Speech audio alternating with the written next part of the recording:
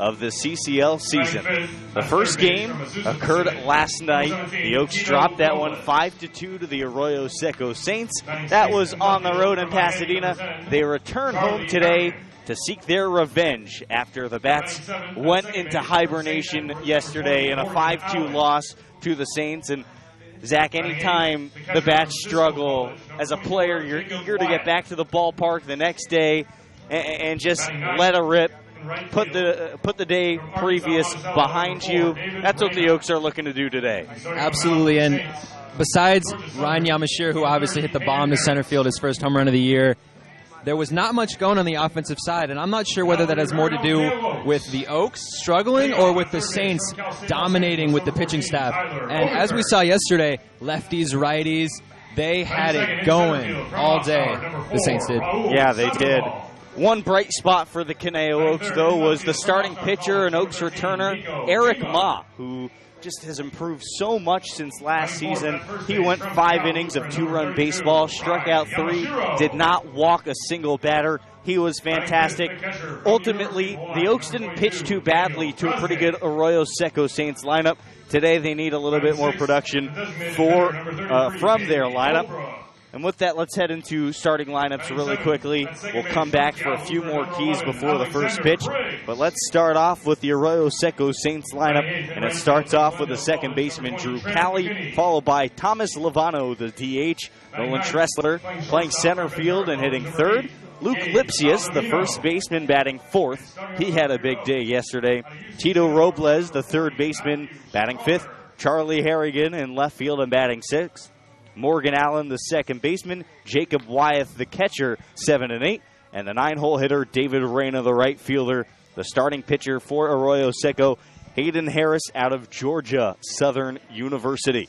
The Oaks wearing their baby blue tops with black numbering on the back of their uniforms and white pants. And Arroyo Seco wearing their navy blues with white lettering across the jersey and gray road pants.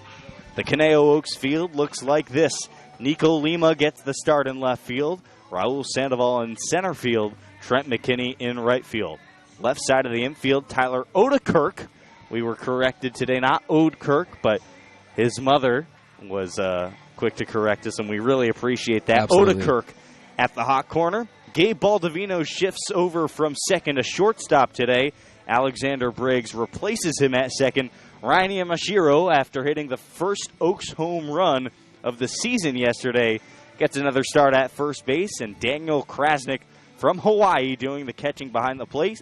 And the starting pitcher for the Oaks, Matthew Struther out of UC Santa Barbara.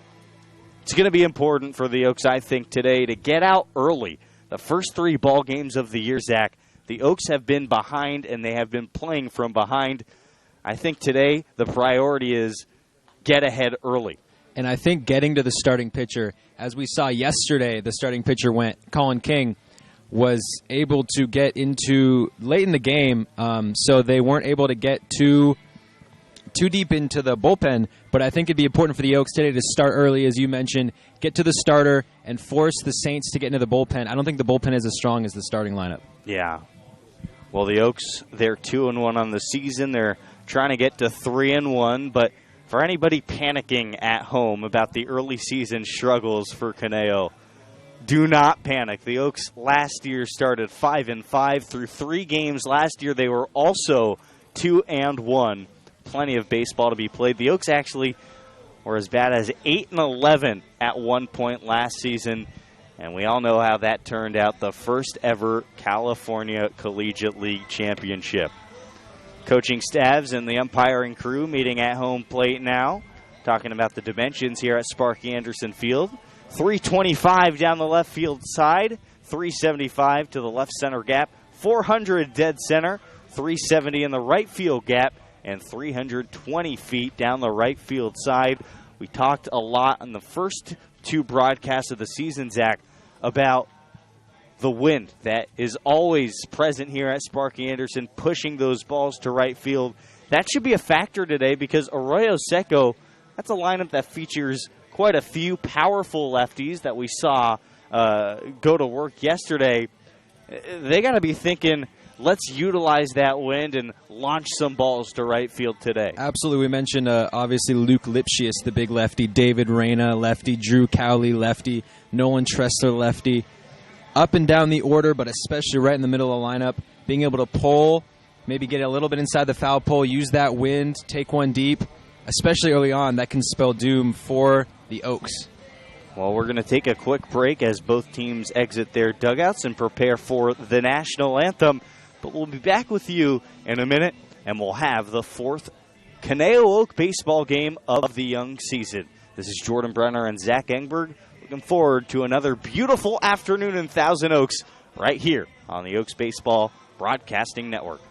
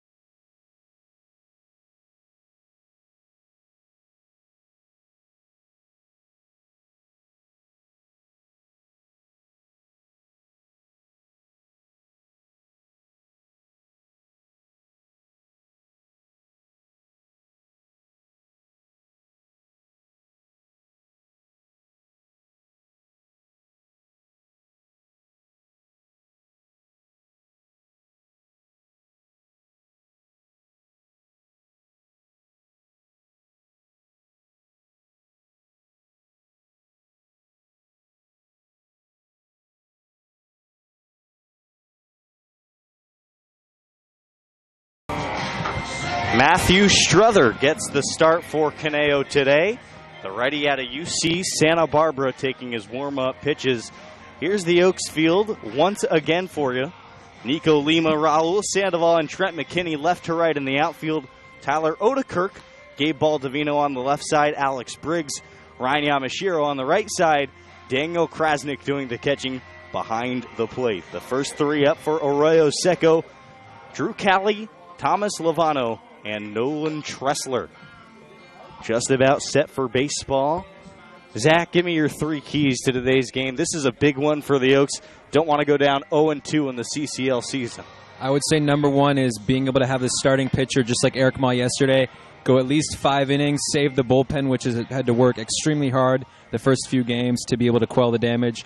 Number 2 is get started early on offense, as you've mentioned.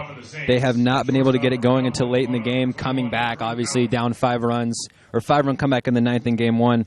And number 3, clean up the defense. We've seen a lot of errors in the first couple games. If they can have a mistake-free baseball, they might have a chance to get a revenge win here over the Saints. Drew Cowley digs in from the left side. It's 4:32 p.m., just a couple minutes behind schedule. And here's the first pitch of the day. High and away, 1-0 at 4:32. That's our official start time here on June the 8th, 2019. Happy birthday, Jordan. Thank you, Zach.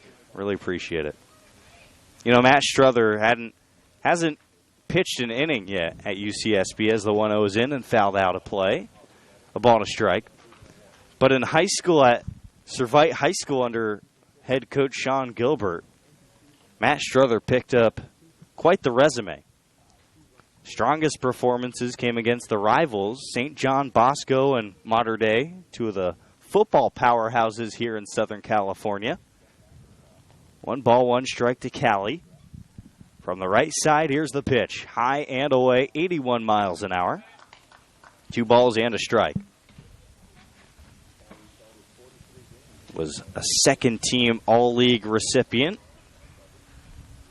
Senior year, had a 2.07 ERA, and at the same time led his team in batting average. From first base, 2-1 lifted out of play. 2 balls, 2 strikes. Pristine day here in Thousand Oaks, not a cloud in sight. And for the summertime, we don't really expect anything different. 2-2. Cali rests the bat on his left shoulder. Here's the 2-2 pitch. Swung on and fouled back again.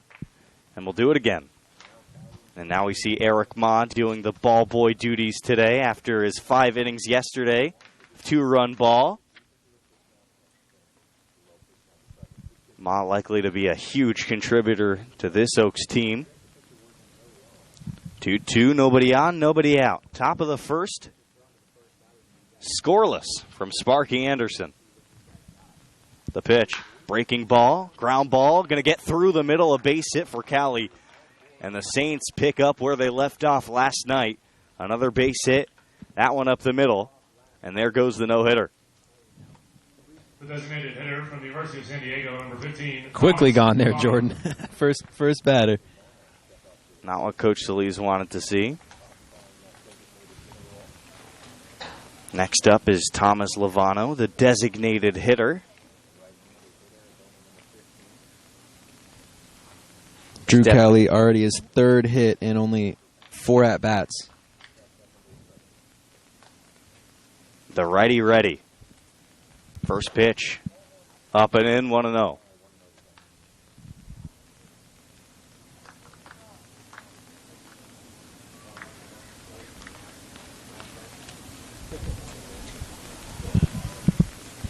Lovano on the young season.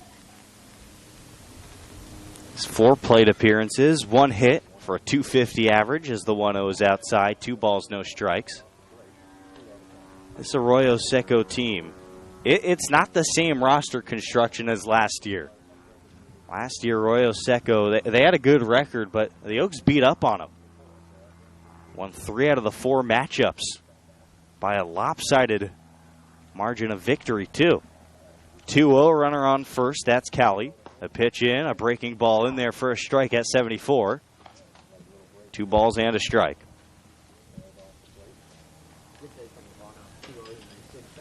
Yeah, the Oaks beat them 34-11 in 4 different games. And, well, one of those games was really, really lopsided.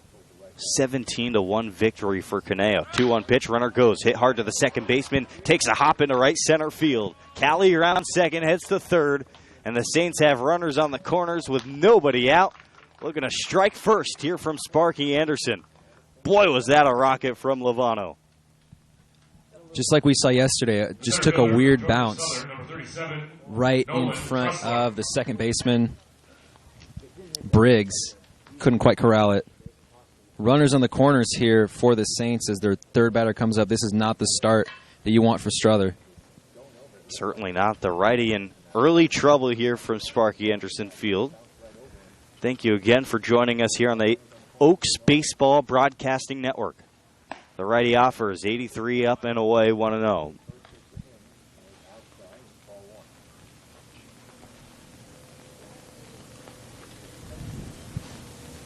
Olin Tressler on the early season. 8 plate appearances. He's been an early visitor.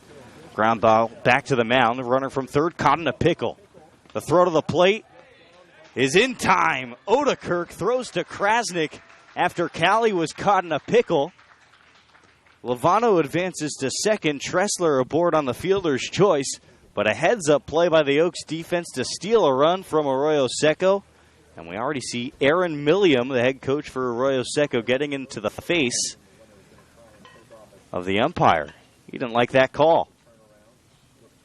Can't really read the lips from here, but they're not talking about how nice a day it is. I can guarantee you that. It almost looked like Odekirk bobbled the ball a little bit. I was wondering if he was going to get the throw in there because it looked like he took a second, but a strike there to get the runner at home. That's a big out here in the top of the first. It is.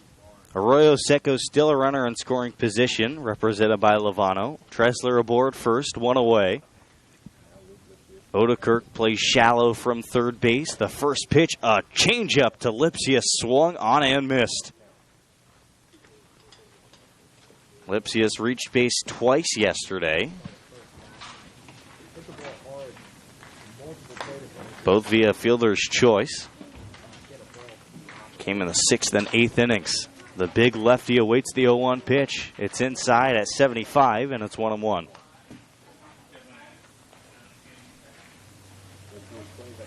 Big part of yesterday's game was the fact that Arroyo Seco just hit the ball. Folks were throwing strikes all day long as the 1-1 is in. There's a fastball in for a strike. Krasnick pulls it up, steals a strike, and it's 1-2.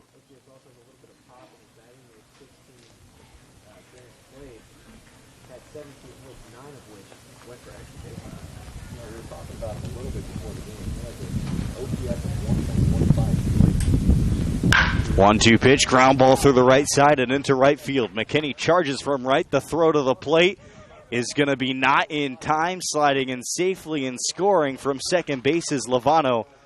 The Saints finally get their first run on their third hit of the inning, and it's 1-0 Arroyo Seco. Luke Lipsius checks in with his first base hit of the series.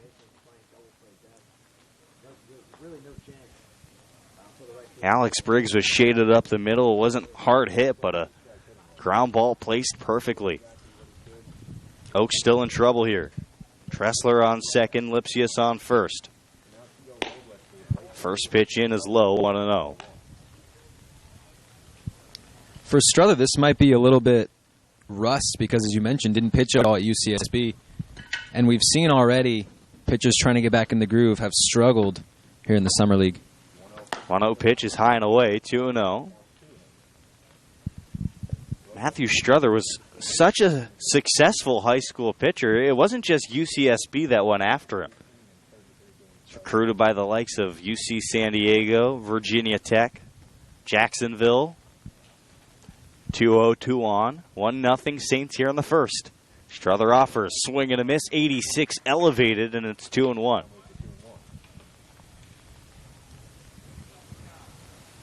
Last night we were in Pasadena for a 6 o'clock start. One of the quickest Summer League games I can remember. First pitch to the last pitch took less than 2.5 hours. Hitters count here. The 2-1 pitch is lifted away. Going to bounce in the parking lot and roll over to the pool area. 2-2. It's really the first day that it feels like summer around here at Cal Lutheran. Full parking lot, pool area filled, sunglasses everywhere. 2-2 and out. Oaks trying to get out of this inning with only 1 run given up. Breaking ball drops in. I'm not sure where that one missed, but the count's full now. 3-2, and you can hear from the crowd a few moans from the Oaks faithful. 3 balls, 2 strikes, 1 out. Struther a deep breath, winds and fires. Swung on and missed. Fastball away at 84. Strikeout number 1 for Matthew Struther. The left fielder from Miami, number 10, Charlie Harrigan. Next up is Charlie Harrigan. Had some cut action on that fastball.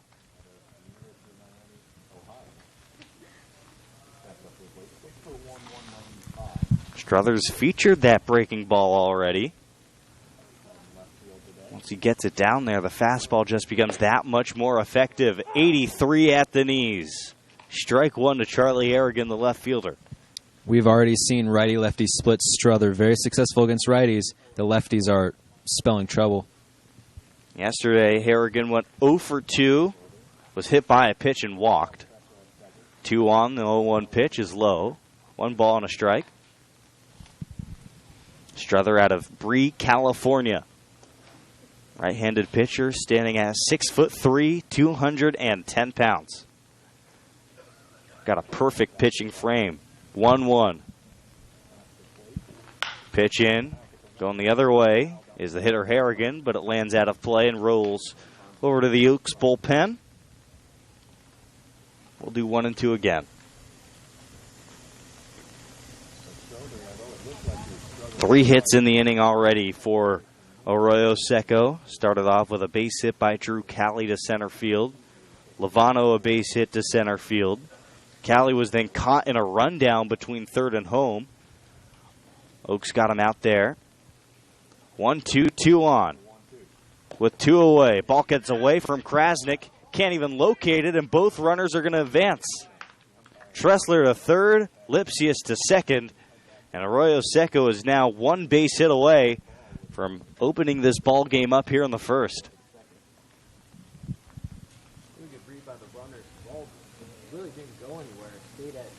So the count's 2 and 2 now, with a firm breeze out to right center field.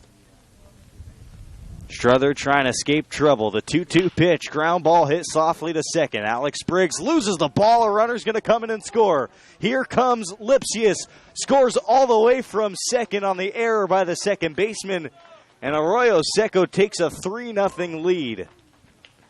Looked like the inning was over. Alex Briggs caught a bad bounce at second.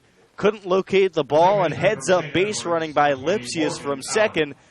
He scores on just the little roller to second base. A disastrous start here in the first by Caneo. Lifted out of play to the right side. The first pitch to Morgan Allen.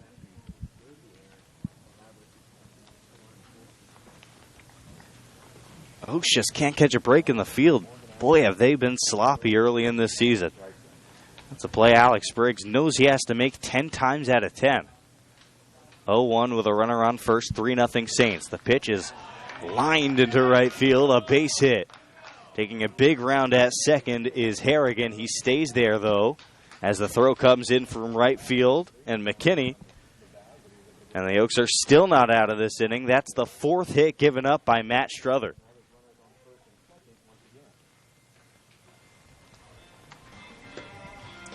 And here comes Coach Dave Solis early in this game. Certainly not what he wanted to see. And we're already going to see some action in the bullpen with Noah Matera, the lefty from UNLV, getting some action. Zach Kaminko will go catch in the bullpen. What's Coach Solis telling Matt Struther right here? Saying what he's going to tell everybody else. There's some pitchers already this year that have struggled. Settle down, get through the inning, we'll pick you up. 2 runners on. It's 1 out at a time at this point, right? When you're struggling this bad, he only needs to get 1 out, already 1 strike down on Wythe. It's really simple. Just get the out, get out of the inning. Only 3 runs. Considering how bad it has been, it can only get worse. So if he gets out of this inning with only 3 runs, it's doable. But if it gets much worse, I don't see him getting out of the inning, Jordan. This is a deep lineup for Arroyo Seco. And they are resilient, too. They don't go down. 0-1 with runners on first and second. Hit hard down the left field side, down for a base hit. It's going to be at least 1 run. Harrigan will score from third. Here comes Allen right behind him. A stand-up double by Jacob Wyeth. And it's 5-0 Arroyo Seco here in the first. Looked like Nico Lima lost it out in the outfield up against the wall. That may have cost him another run. But the heads-up base running, they were ready to go. Wyeth was all over that pitch. A scorcher down the left field side. And David Arroyo with 2 away will bat with another runner in scoring position. He's the 9-hole hitter. Can the Saints become the first team to hit a round against the Oaks this season? Cutter on the outside corner, a strike, 0-1.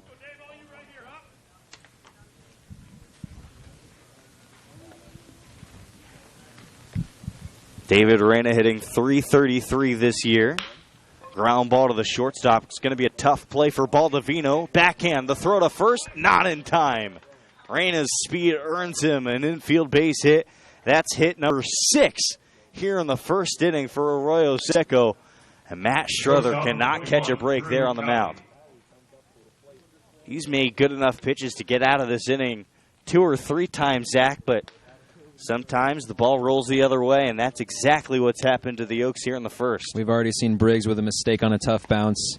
A couple balls there hit up the middle that plays could have been made, and right there another one. Drew Cowley in for his second at-bat already. Swings and fouls off the first pitch. It's 0-1. Hit a base hit to center field his first time up on the ground, and then was later thrown out at home, caught in a pickle. Runners on the corners. 0-1, 5-0 Saints. With 2 gone. Struther, a deep breath, a long pause in the pitch. Outside on 84, and it's 1-1. Boy, isn't that just a punch in the mouth? First inning, tough ball game yesterday for Caneo. The bus left at 12:30 yesterday for a 6 p.m. start. It's a tough game yesterday as the runner goes from first on the 1-1 pitch. The throw to second is in time. Daniel Krasnick throws out the runner at second base, but hold on.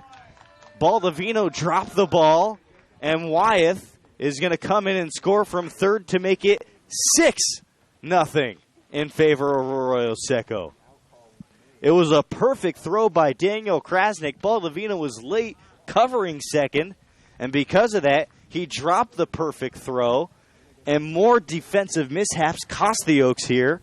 They are down 6-0. And that's coming from Baldovino, who has been undoubtedly the most reliable defensive player, playing all over the diamond. Couldn't make the play right there. Comes 2-2 on the foul ball by Drew Cowley. Tell you what, the Saints are already doing a number on my scorebook, Jordan. So Jacob Wyeth steals home. 2-2, 2 gone, runner on second. Crowley, a looper the other way. Out of play and foul. Rolls into the Oaks bullpen. Tell you what, though. We talked about how the Oaks wanted to come out and get on top first. But again, it's worth mentioning this is familiar territory for the Oaks this year. They've been down in all 3 games they've played, and they're 2-1. The 2-2 pitch, a high skyer to shallow center field. The second baseman, Briggs, calls off Baldovino, and we're finally through a half inning here from Sparky Anderson Field. 6 runs, 6 hits, 2 errors, and a runner left. We're through a half inning. It is the Saints 6, the Oaks nothing, here on the Oaks Baseball Broadcasting Network.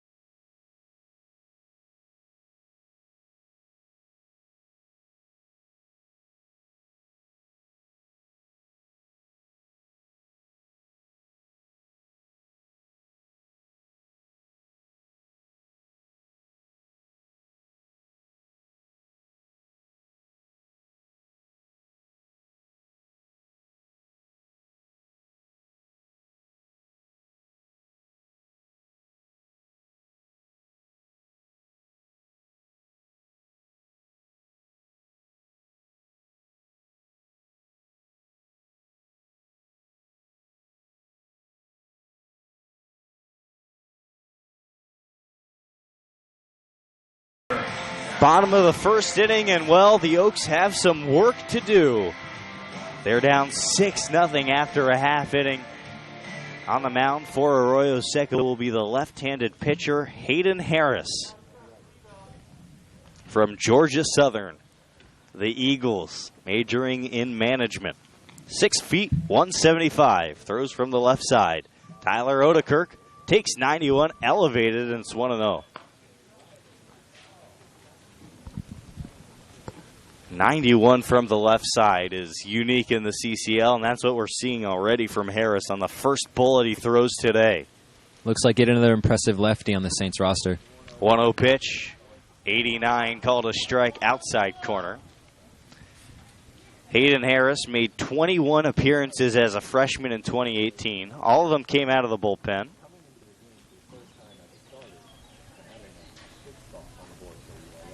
One pitch. Skyer to the right side, out of play, off the netting that protects the parking lot, and it's 1-2. First year was a struggle, though, for Harris, transitioning into college ball. Went 0-2 and had an ERA of 7.36. Struck out 17 and walked 17. 1-2 to the third baseman, Odekirk. He squats in there, the 1-2 pitch. Ripped the other way, a base hit to start this one off. To right field. There goes the no-hitter for Harris. But Harris made quite the adjustment his sophomore season, Zach. 24 appearances and 48 2/3 innings. He was simply filthy. A 2.59 ERA. 48 strikeouts to only 20 walks. Made some sort of adjustment. Strikeout to walk ratio in 18 was terrible. Last year was terrific. Odekirk takes a big lead at first. First pitch is called a strike to Raul Sandoval, the center fielder.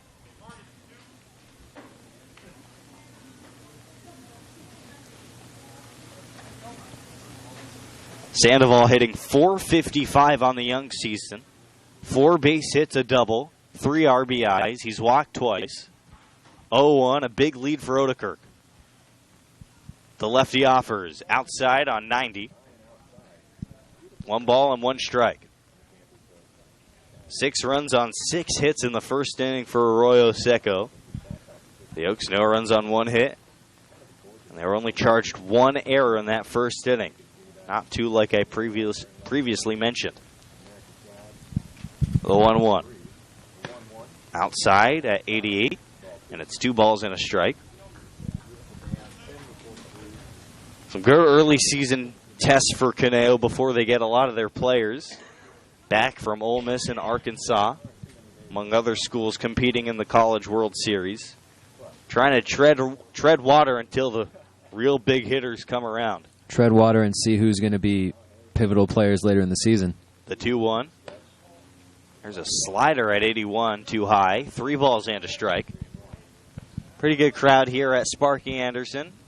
Enjoying the sunshine on a Saturday afternoon. Not much better, Jordan. Sunshine, baseball, summertime. Oh, yeah. And that's why we're out here. 3-1, nobody out. Runner on first. The pitch is called a strike on the inside corner, and the count's filled up. Here's some groans from the crowd. They didn't like that call. No, they didn't.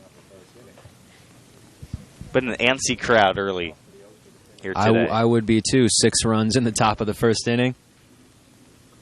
3 balls, 2 strikes, nobody out. Swing and a miss, 90. Thrown right by Sandoval. Overmatched by that heater. 1 gone. One fielder from Oxnard College, number 13, Nico Lima. And here comes the big, swinging Nico Lima, the left fielder. Gone off to a shaky start this year, hitting .231 with 3 hits, 2 of which were doubles. Odekirk, a modest lead at first time this time. 92 is called a strike on the inside corner. 0-1. Ball just flies out of Hayden Harris's hand, doesn't it? He's got some velocity. Haven't seen the off speed too much yet. I'm sure we will. When you can throw 92 in the summer league, you just keep pounding that fastball. 0-1 with an out. Again with the heater, and the Express is up 1-1. Road teams here at Cal Lutheran, because the dugout for the road team is a little bit smaller than the home team, the entire bullpen sits in the bullpen. 1-1 with an out. There's a strike at 88. Harris takes something off and is ahead 1-2. Oaks pitchers hang out in the dugout. It's a tight dugout. A lot of the guys have to sit right over one another in the dugout. Coach Solis doesn't even have a seat. The 1-2. High fly ball out of play behind us. 1-2. I'd like to shout out all the Conejo Oaks who were drafted this past week in the Major League Baseball draft. We mentioned Brandon Lewis, who was taken by the Dodgers in the 4th round, the CCL MVP last year, but he was just the first of many taken. 1-2 with a runner on first, 1 out. 6-0 Saints. The pitch, fly ball, shallow center field. Allen out from second, makes the call, makes the catch, 2 away. Other than Brandon Lewis, Isaiah Campbell was taken in a compensation round by the Seattle Mariners. Kevin Holcomb, who I've heard has been throwing 97 this spring, was taken in the 13th round by the Houston Astros. Thomas Rowan by the Marlins in the 20th round. Justin Friedman, who had a great season with Conejo last year. 26th round by the White Sox. 2 outs with a runner on first. Here's Ryan Yamashiro, who swings and misses at the first pitch. 91 geared back and thrown by him. Anthony Lepper by the Mariners in the 28th round. James Acuna by the Braves in the 29th round. And Tyler Ryan from the University of Pacific, resident nice guy, in the 38th round by the hometown Dodgers. 0-1 with 2 away. Hit hard the other way. Could be down for extra bases. Rolls all the way to the wall. Odekirk around second. Going to be waved in from third. The relay will not be in time. And Ryan Yamashiro continues to tear the cover off of the baseball. A line drive double to right field. The Oaks are on the board. Yamashiro has all 3 Oaks RBIs in this series. And it's 6-1 Saints. The catcher from Hawaii, number 22, Daniel Krasnick. Oaks finally able to catch up to the Hayden Harris fastball. It pays dividends. Big double into right field. Yamashiro is just mashing the ball against the Saints. Feels comfortable here at home, doesn't he? Yamashiro entered today's game with an impressive 375 clip from the batter's box. A double and a home run. Make that 2 doubles now. First pitch is called a strike, barely on the inside corner to the catcher, Daniel Krasnick.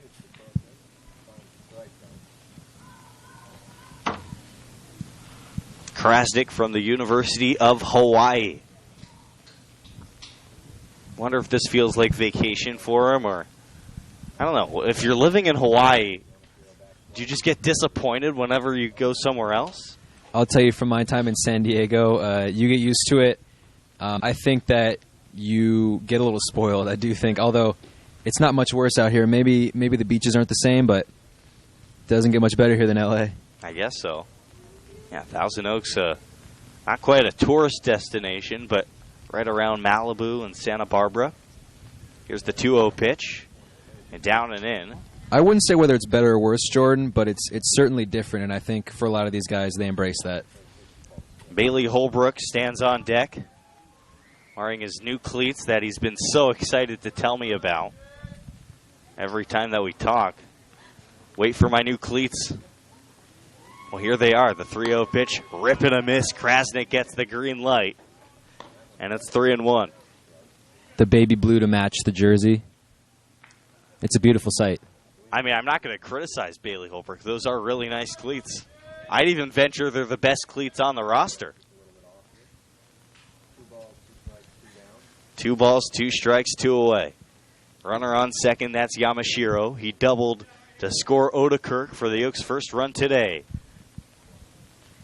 A deep breath from Harris, winds and fires. Breaking ball down and in, and the count's full. A good take from Krasnick. Krasnick hitless in 7 plate appearances, but he's walked 3 times. So the on base is above 400. The average is at 0. Full count with 2 away. Big pitch here from Harris. Lifts the knee and offers. 2 high, ball 4. And Krasnick patiently waits for his walk, and here comes Bailey Holbrook with 2 on. A chance for the big right-handed hitter to do some damage. The designated hitter, number 33, Bailey Holbrook. Well, Holbrook actually can hit from both sides of the plate. Known for his power from the left side. From the right side, he loves to go the other way. Might be a good opportunity to do that with Tressler in center field, shaded slightly towards left field. Big gap in right center for Holbrook. 2 on, 2 outs. Holbrook hitting even 1,000 this year. First pitch is up and tight, 1-0. Only 1 of 1 from the plate, but that's perfect. Yeah, had the scorching base hit his first at bat against the Coastal Cubs in the season opener. 1-0, 2 away, 2 on. Holbrook waves his bat.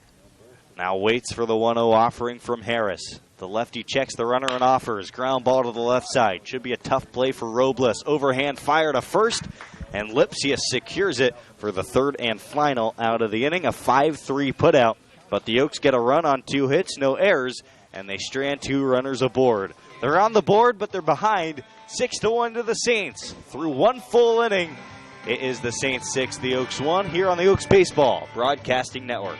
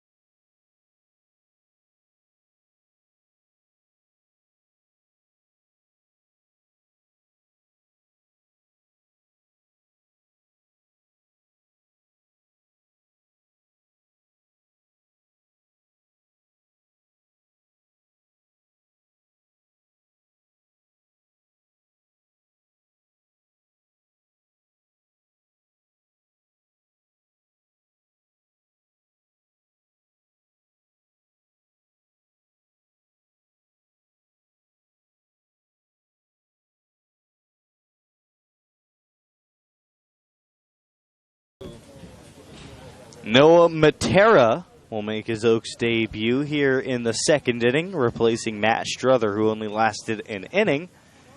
Thomas Lovano will lead off the second inning for the Saints, up 6-1. Swings and grounds the first pitch, a third tough play by Odekirk, and he can't handle it. The ball rolls all the way to home plate, and that'll be another infield single for Arroyo Seco.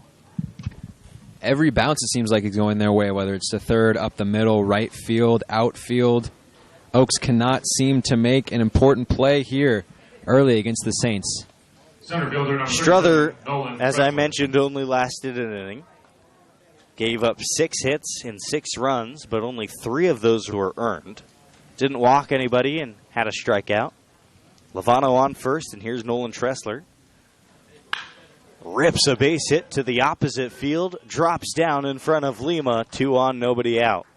2 straight base hits.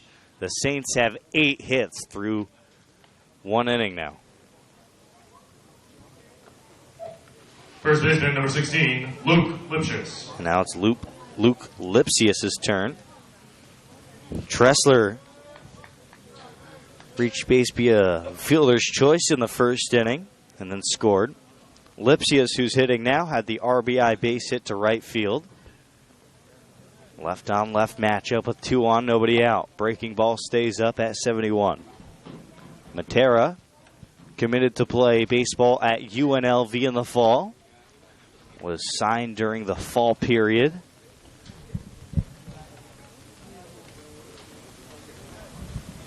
.61, attended Moore Park High School. The 1-0 pitch is fouled back, 1-1. He lettered in 3 different sports in high school for the Musketeers.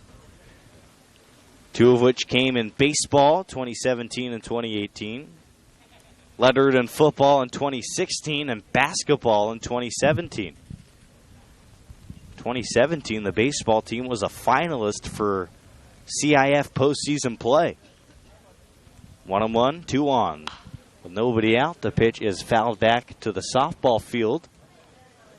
By the way, yesterday, Zach, you had asked what the mascot for Cal Lutheran was. The Kingsmen for the men and the Regals for the girls. There's your answer. Makes sense. Their color's purple, right? What do you think? I would assume so. Yeah, it is. I always like to double check. Purple everywhere here. 1 ball, 2 strikes, nobody out. Here's the pitch. Breaking ball, foul tipped, and Lipsia stays alive.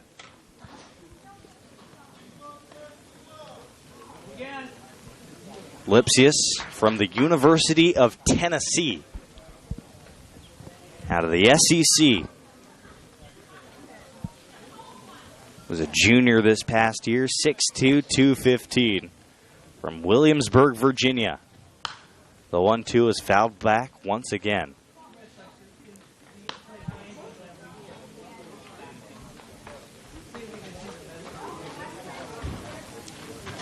Had his best season by far this past year at Tennessee. Hit .347 in the SEC with 3 homers and 14 RBIs. Played in 16 games, all of which were starts. Rips a line drive to center field. Too hard to drop as Sandoval secures it in center. And now there are 2 on with 1 out. Tito Robles. And here's Tito Robles, a strikeout victim in the first and for his second at-bat. Even on that fly out there, Lipsius, pardon me. Great contact. Line drive, center field. 9 times out of 10, that's going to lead to a hit right there. Not quite the same look. So now 2 on, 1 out. And here's Robles. Lovano dancing off of second as the first pitch is fouled out of play. 6-1 Arroyo Seco.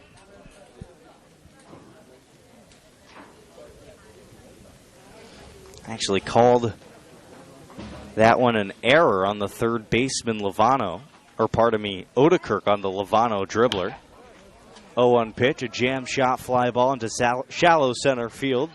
Alex Briggs under it. He grabs it, 2 away. So instead of the 8 hits that I had previously mentioned, Arroyo Seco only has 7 hits. And the Oaks have 2 errors in less than 2 innings. Only 7 hits in 2 innings. Everything is going right for the Saints on offense. Hitting some missiles right now. As Charlie Harrigan comes in. First pitch is off speed in there.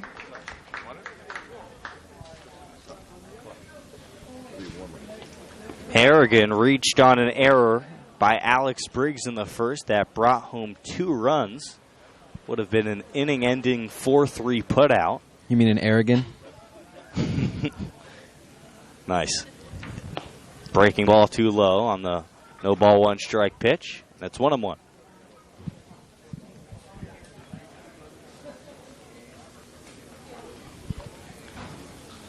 Last year, Arroyo Seco actually had a better record than Caneo. 24-15. The Oaks went 25-15. 1-1. Baldovino checks on the runner on second. The pitch is outside at 87. 2 balls and a strike. But like I mentioned, the Oaks had Arroyo Seco's number last year. This year, that does not seem to be the case. This is a real lineup for Arroyo Seco. I'm seeing some absolute big league prospects up and down the order, especially the lefties. The 2-1, rip and a miss, 87, located well. 2 balls, 2 strikes. Matera's doing a good job dabbling around. Started inside with the breaking ball, breaking outside. Trying to confuse the batter, trying to confuse Harrigan. 2 on, 2 away. A deep breath. The rock and the 2-2 delivery. Slider down and outside, and the count is full.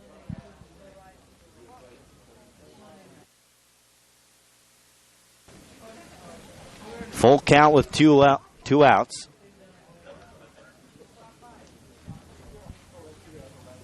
Matera checks the runner at second. Twists, contorts, and sends home the full count pitch. Runners on the move. Bouncer foul. Nice play by the first base coach.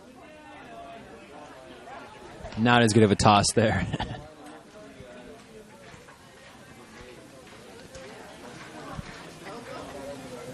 After yesterday's speedy game that lasted just barely over 2 hours, we're 45 minutes, well 43 minutes to be exact, into this ball game, and we're in the top of the second.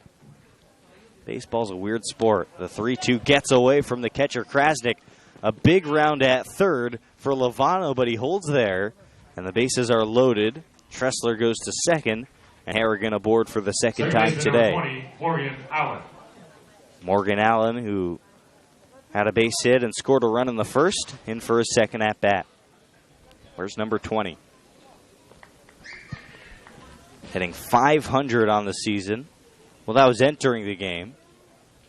So he's hitting above .500 now. A triple and a base hit and 4 at-bats, so he's 3 for 5, hitting .600. He's got a real chance to bust this game wide open. The 3-2, the first pitch is grounded to third. Odekirk over to Briggs, 5-4 on the putout to end the inning. But in the inning, the Saints strike for 2 hits. They do not score a run, no errors, and they strand 2 runners aboard. On to the bottom of the second, 6-1 Saints on the Oaks Baseball Broadcasting Network.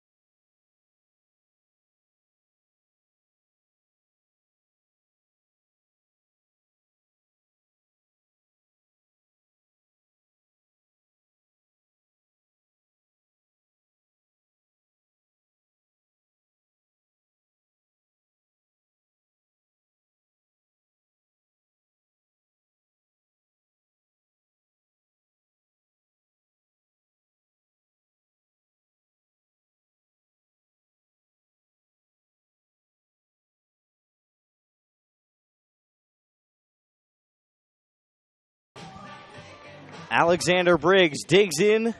Bottom of the second from Sparky Anderson Field in sunny Thousand Oaks, California. Briggs playing second base today. Takes a first pitch heater. 0-1.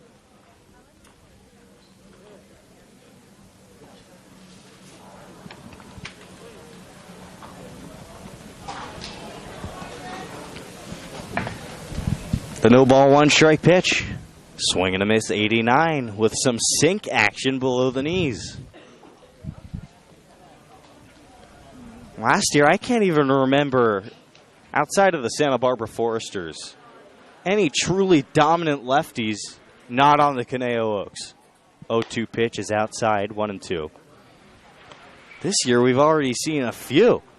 Rickman yesterday. Yeah, Eli Rickman, who went 3 scoreless innings against the Oaks and struck out 5. And now Hayden Harris having quite an outing. 1-2 is high. 2 balls, 2 strikes on a cutter. Yeah, last year the Foresters had a few lefties, and then there was John Vergara and Nick Rincover for the Oaks. Vergara earned his way to UC Irvine to play with Brandon Lewis after having a dominant summer last year. The 2-2. Swing and a miss, off speed in the dirt. Gets away from Wyeth. He recovers and throws to first in time. Strikeout number 2 for Hayden Harris. On a wasted pitch in the dirt that Briggs chased. From Glendale College, number 20, Trent McKinney.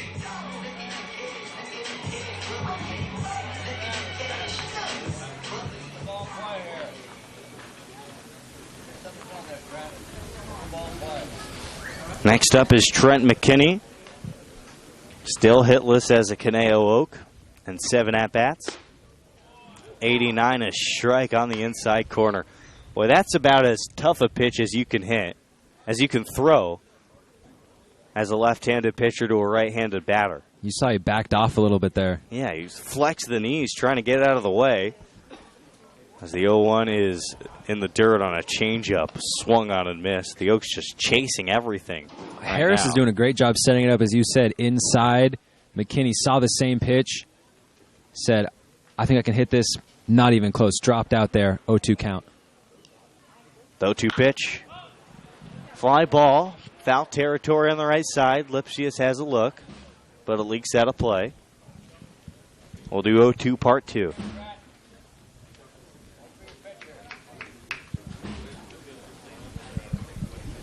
Trent McKinney has 4 strikeouts in those 7 at-bats.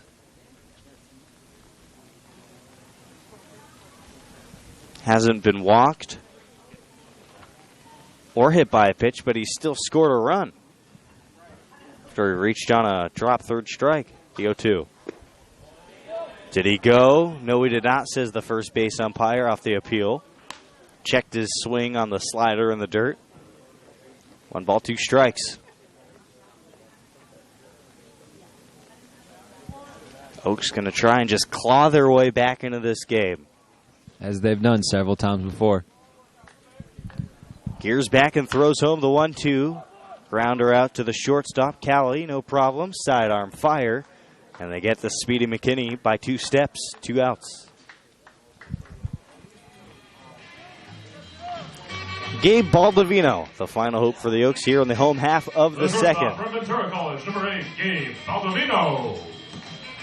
Baldovino has arguably been the best hitter for Conejo early on in the season. The average would suggest as much, hitting .600. Up hacking early, fly ball in a foul territory, right side. Lipsius has a look, leaps over the fence, but it's about 20 feet out of his grasp. 0-1. Got to admire the effort. 6 walks as well for Baldovino. Great plate discipline, hitting well, 3 RBIs. And you've mentioned before, Jordan, that Coach Solis loves to hit these guys at the bottom of the order, add a little pop. Yeah, Baldovino extends that lineup, and if he gets on base, that just extends the order, sets the table for the top of the lineup. That's the thought process, at least. 0-1. Another strike at 91, 0-2. Baldovino, known for his defense coming into the summer. Known to make the flashy, incredible play. The 0-2. Ground ball to the shortstop again. Callie misfields it, and Baldovino will be safe. Well, the Oaks have given a number of breaks to the Saints. The Saints give one back. A 2-out error by the shortstop, Callie.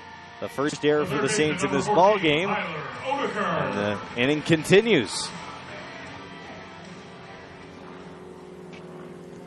And here comes Tyler Odekirk, who led off the game with a base hit to right field and scored a run for Caneo in the first inning.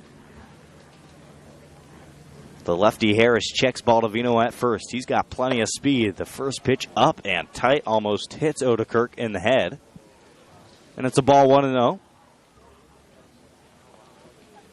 Baldovino has stolen base already this season. Certainly has speed here at first base. One of 3 Caneo Oaks with a stolen bag. Sandoval leads the team with 3. The 1-0 pitch. A strike right down the middle, 1-1. No action in either bullpen right now. This is Harris's inning. And why shouldn't it be? He's been great. 1-1, 2 away. The lefty bows down. Now sets at the belt. Lifts the knee and fires. A strike at 86. Outside corner this time. Raul Sandoval on deck for the Oaks if the inning gets that far. He struck out his first time up. 1-2, 2 gone. 6-1 Saints. Bottom of the second. Infield, outfield, straight away. The 1-2 offering. Swing and a high fly ball to deep right field. Reyna back to the track. And he makes the catch with 3 steps to the wall and on the warning track. The Oaks strand a runner here in the second. No runs, no hits, an error. And Baldovino left on first. 6-1, Saints through 2. On to the third. And Jacob Wyeth when we come back on the Oaks Baseball Broadcasting Network.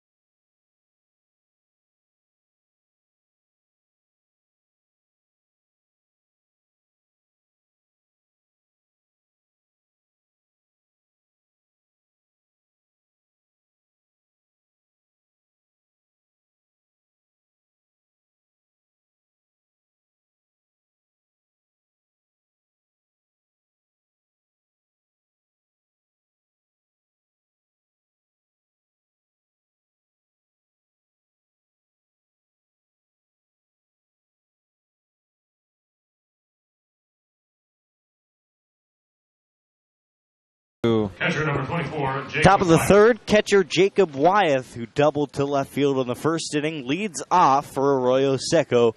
The Saints a commanding 6-1 lead as we enter the third inning of play from Sparky Anderson Field. Noe Matera still on the mound. His first pitch is a strike at 86 miles an hour. Sparky Anderson, a historic field. 0-1 pitch.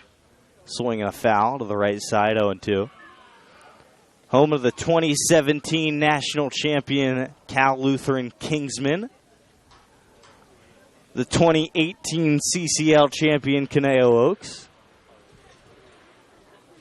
6 total NCAA World Series appearances for Cal Lutheran as the 0-2 is in. And fouled again.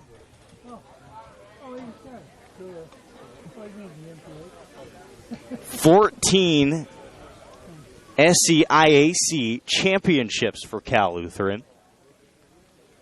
It's an impressive program, the 0-2. Breaking ball too low at 71, but good action on that hammer. Coach Solis still feeling out this team right now, as are we, Zach. A lot of new faces. Takes a while. 1-2. High on the heater. 2 balls, 2 strikes. And the team has been so inconsistent so far. There'll be innings where it'll be perfect baseball, driving in runs, great pitching, dominant, and then there'll be innings like the first inning today. 6 runs, can't seem to make a defensive play. Pitching just gets beaten down. The 2-2, just a bit downstairs, and the count's full. Here's some chirps from the Oaks dugout. Getting a little bit impatient, I guess is the word. But I'd say these inconsistencies are expected. Full count pitch. Rip the other way. Could be down, and it's in play for extra bases into the bullpen in right field. A big round at first. Wyeth heads to second. He's 2 for 2 with 2 doubles. 1 to left field, 1 to right field. He's spraying the ball all over the yard. The right fielder, number 4, David Reyna. And then next is David Reyna, the right fielder. If you're sitting at home panicking about the Oaks, don't. They were 2-1 through 3 games last year. They were 5-5 through 10 games last year. Reyna awaits the first pitch from Matera. Swinging a high fly ball to shallow left field. Lima in from left field. Going to be called off by Baldovino, who makes the catch. 1 gone. Wyeth back to second. And it didn't end at 5-5. Number 21. In fact, the Oaks were 8-11 on June 29th. That's when the season flipped. The new hitter is Drew Calley, already his 3rd at-bat. He's 1 for 2 with a base knock and a pop-up to the second baseman. Big lead on second for Wyeth. Lefty on lefty matchup. The first pitch at 91. Brought back for a strike. Krasnick framed that one wonderfully. So at 8-11, the Oaks, they were at a crossroads. I was around it. It was tense around here. You see it during the warm-ups, during batting practice. 0-1 pitch, breaking ball, tapper to the right side. Yamashiro fields the toss to the covering Matera, who gets the first in time. 2 gone. 3-1 on the putout. You hear it all the time, even in professional baseball. You get these wild card teams, a couple in recent years, the Giants, the Royals. If you get hot at the right time, that's almost better than being a dominant team the entire season. And that's what the Oaks did. They rattled off 8 straight wins from June 29th to July 8th to propel themselves back into the postseason conversation. And even though 2 months flies by, the CCL fits a lot of games into 2 months. There's plenty of baseball to be played as Thomas Lovano is in. 1 for 2, reached on an error and had a base hit in the first. First pitch spiked in the dirt, but blocked by Krasnick, 1-0. So the point of the story is, don't give up on this Oaks team, especially when a lot of their best players aren't even here yet. They're battling in Omaha, or on their way to Omaha, the Super Regionals today. 1 ball, no strikes, 2 away. Runner on third. That's Wyeth. With 2 outs, the pitch is a bit inside, 2-0. By the time they'll come back, even the youngsters, Kevin Graham, Knox Leposer, they'll be battle-tested. I think that's a different level of competition. It's a different level of pressure when you're talking about the College Baseball World Series and then coming into the Summer League. And that's exactly what happened with the Oaks with Chase Cockrell and Jordan McFarland a season ago. 2-0 pitch, tapped off the plate. Going to be ruled a foul ball by the home plate ump.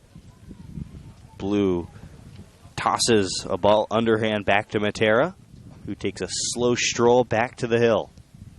Grabs some dirt And he's back on the left side of the rubber.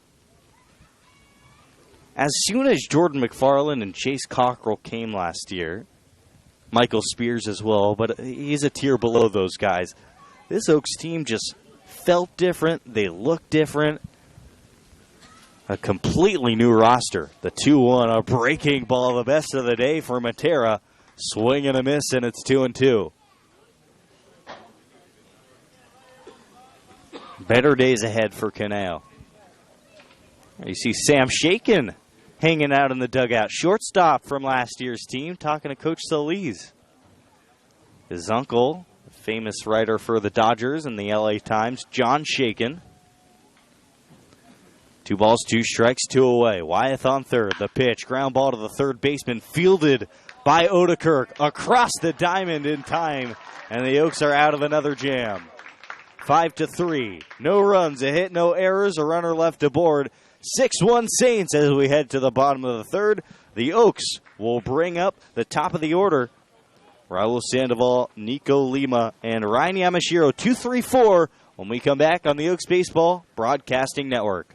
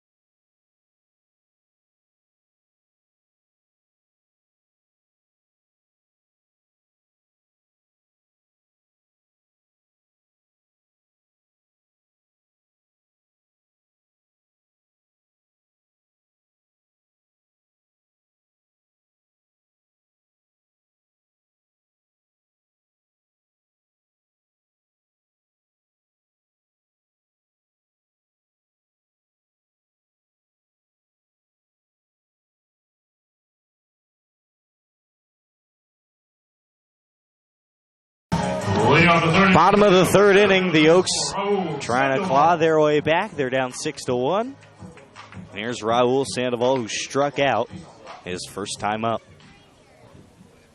Sandoval, the center fielder for the Oaks. An active bat. He swings hard. He goes to all fields. First pitch, inside, 1-0. From Hayden Harris, who's still on the mound. He's gone 2 innings, given up 2 hits and a run, and has struck out 2 Oaks batters. Yesterday was not a good day for the Oaks in terms of making contact. The 1-0 pitch grounded down the third base side and foul, 2-0. In fact,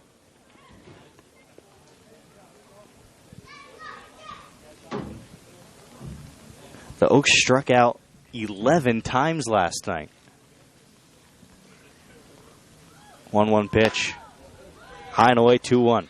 Talked to Coach Solis right after the game yesterday, and, well, we locked eyes for a second, and then there was a deep exhale from Coach Solis. The 2-1 pitch, too low, 3-1. One of those days, he said. I said, indeed. It was just one of those days. Sometimes that's all you need to say. Problem is when it leaks into the next day, which is what has happened here today with the Oaks down 6-1. The 3-1 pitch fouled way up in the air and out of play. Heading towards the football field here at Cal-Lou.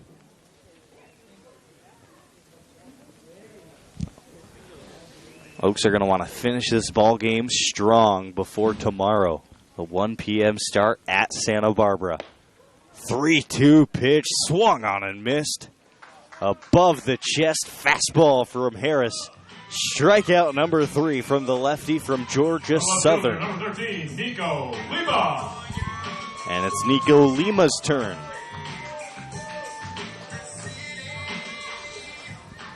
The left fielder popped out to second base in the first. Here's his second at-bat. Takes 87 away.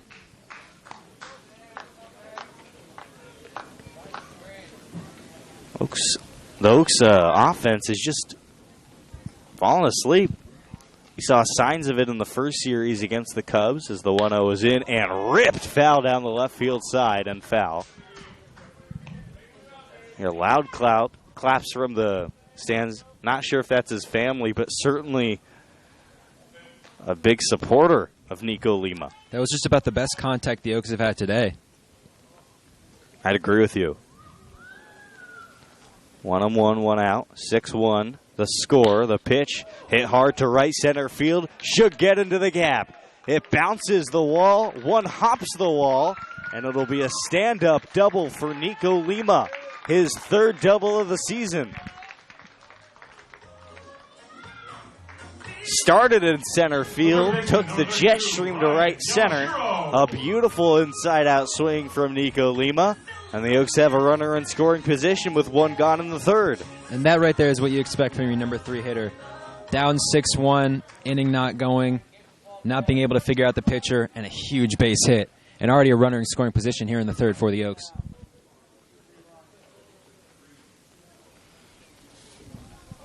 And here's Ryan Yamashiro, the Oaks' hottest hitter. Doubled his only time up today for an RBI. Breaking ball almost hits him.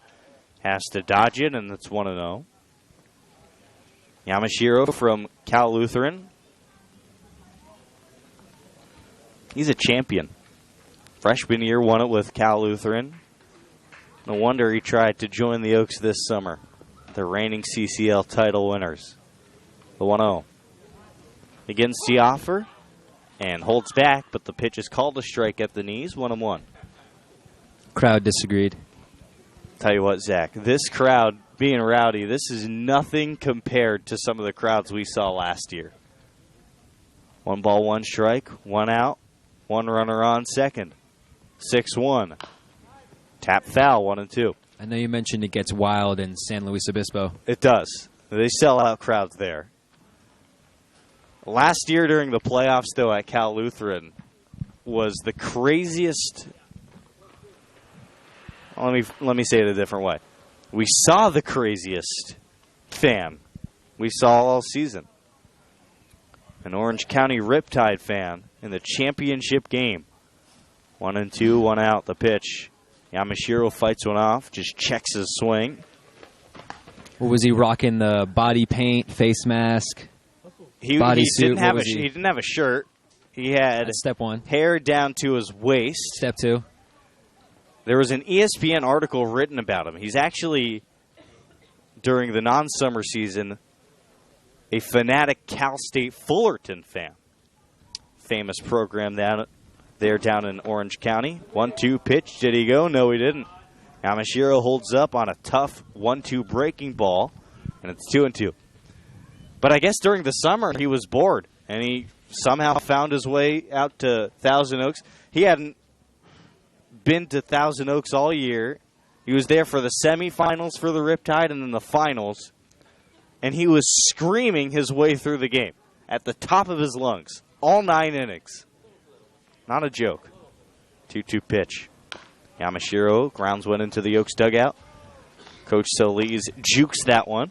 You know, I'm trying to think back because I remember at a San Diego State game that I went to last year, I believe they were playing Fullerton. I cannot remember. But that rings a bell. A fan. He had long curly hair. I don't know about that, but I know that he was loud. I'm not going to say obnoxious because in college baseball and in summer league baseball, I don't know if there's a way to be a fan and not be obnoxious in a sense, but he was certainly opinionated. The 2-2. Yamashiro bounces one to the third baseman, Robles.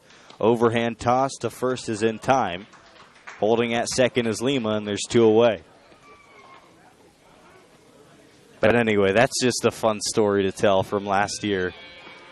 We talked to this fan, Number 22, and after the game, he completely changes.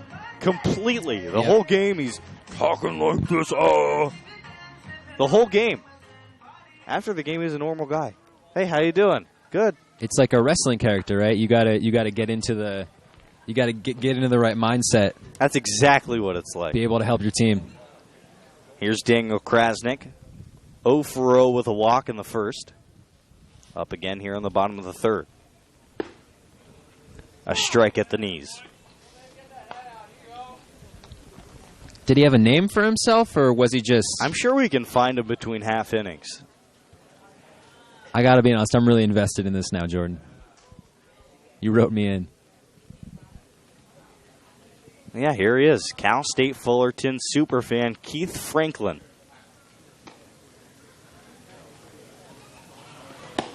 The 0-1 pitch is outside. He calls his super fandomship the Titan Baseball Brothership. Not brotherhood, brothership? Nope, brothership. All right. That's a quote from the Daily Titan.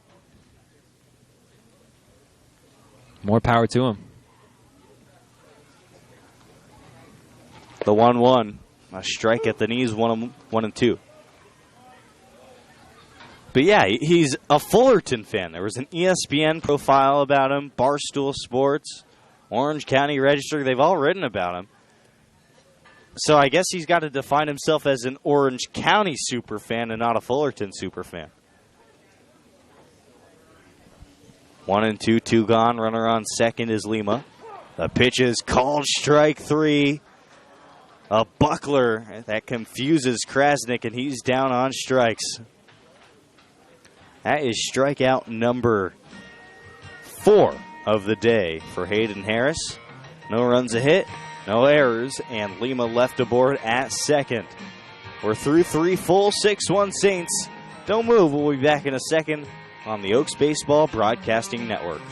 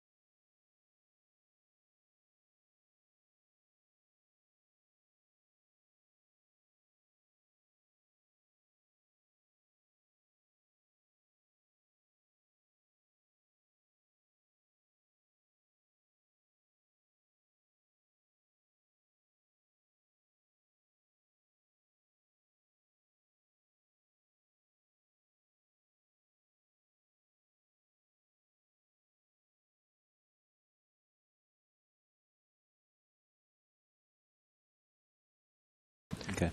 Top of the 4th inning. And for play-by-play of the 4th, 5th, and 6th frames, here's my broadcasting partner, Zach Engbert.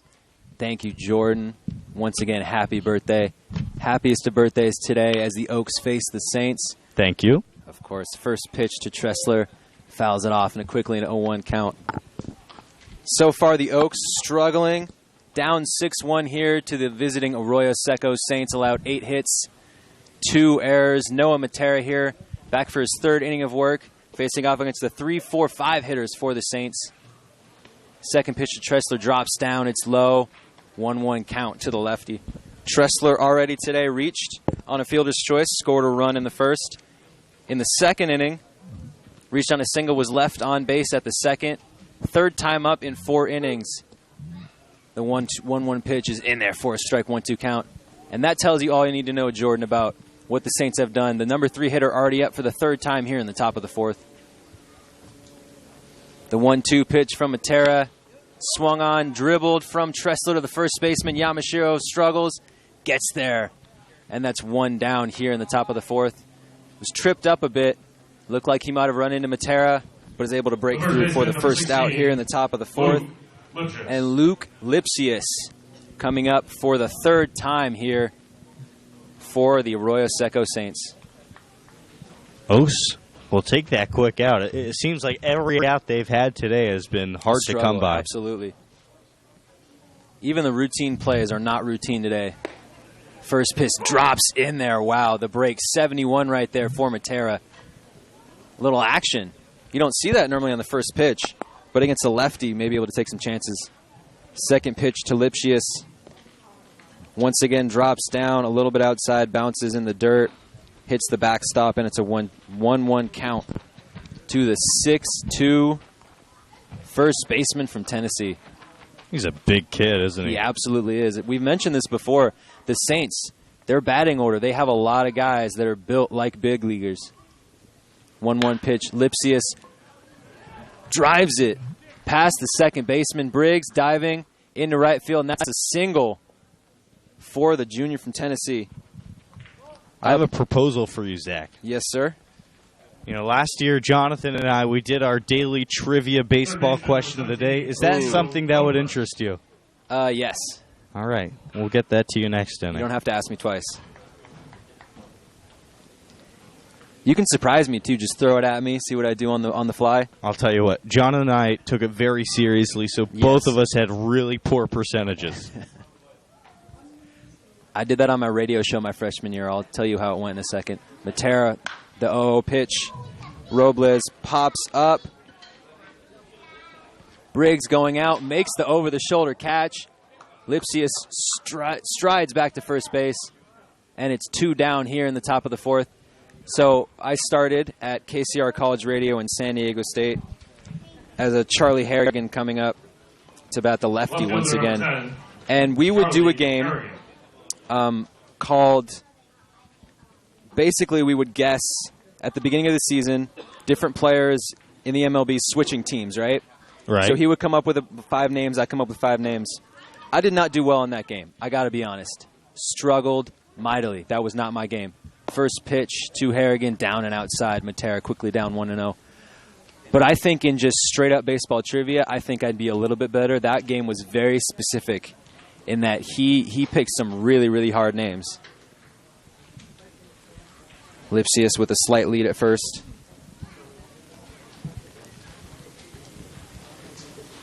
One-0 pitch to Harrigan, down in the dirt once again, 2-0.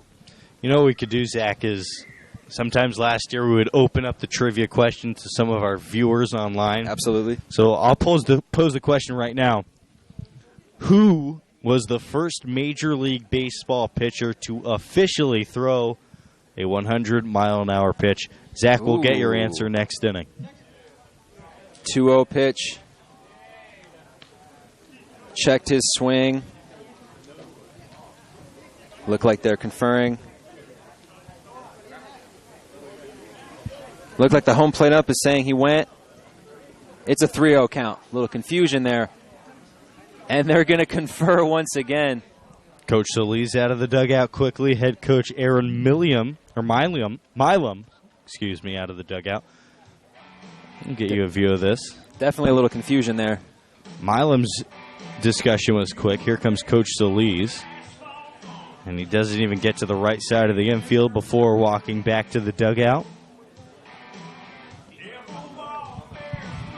Just some paperwork before we get to the next pitch. 3-0 here to Harrigan. Matera quickly in the hole. 2-1. 2-1. 2-1 to Harrigan. I'm glad that they clarified that because I thought it was 3-0. 2-1 here to Harrigan, the lefty. Matera delivers in there for a strike. 2-2 count. Zach, that's the most interesting 2-0 strike that I think I've ever seen. The most controversial one, certainly. I still am not sure what happened. The second base ump called. He checked his swing. I guess the home plate ump has a Lipsius goes for second. The throw from Krasnick is low. Dribbles into the outfield. And the Saints have a runner on second. 3-2 count here with 2 outs in the top of the fourth. This is a big pitch here for Matera on the mound. His biggest pitch of the game.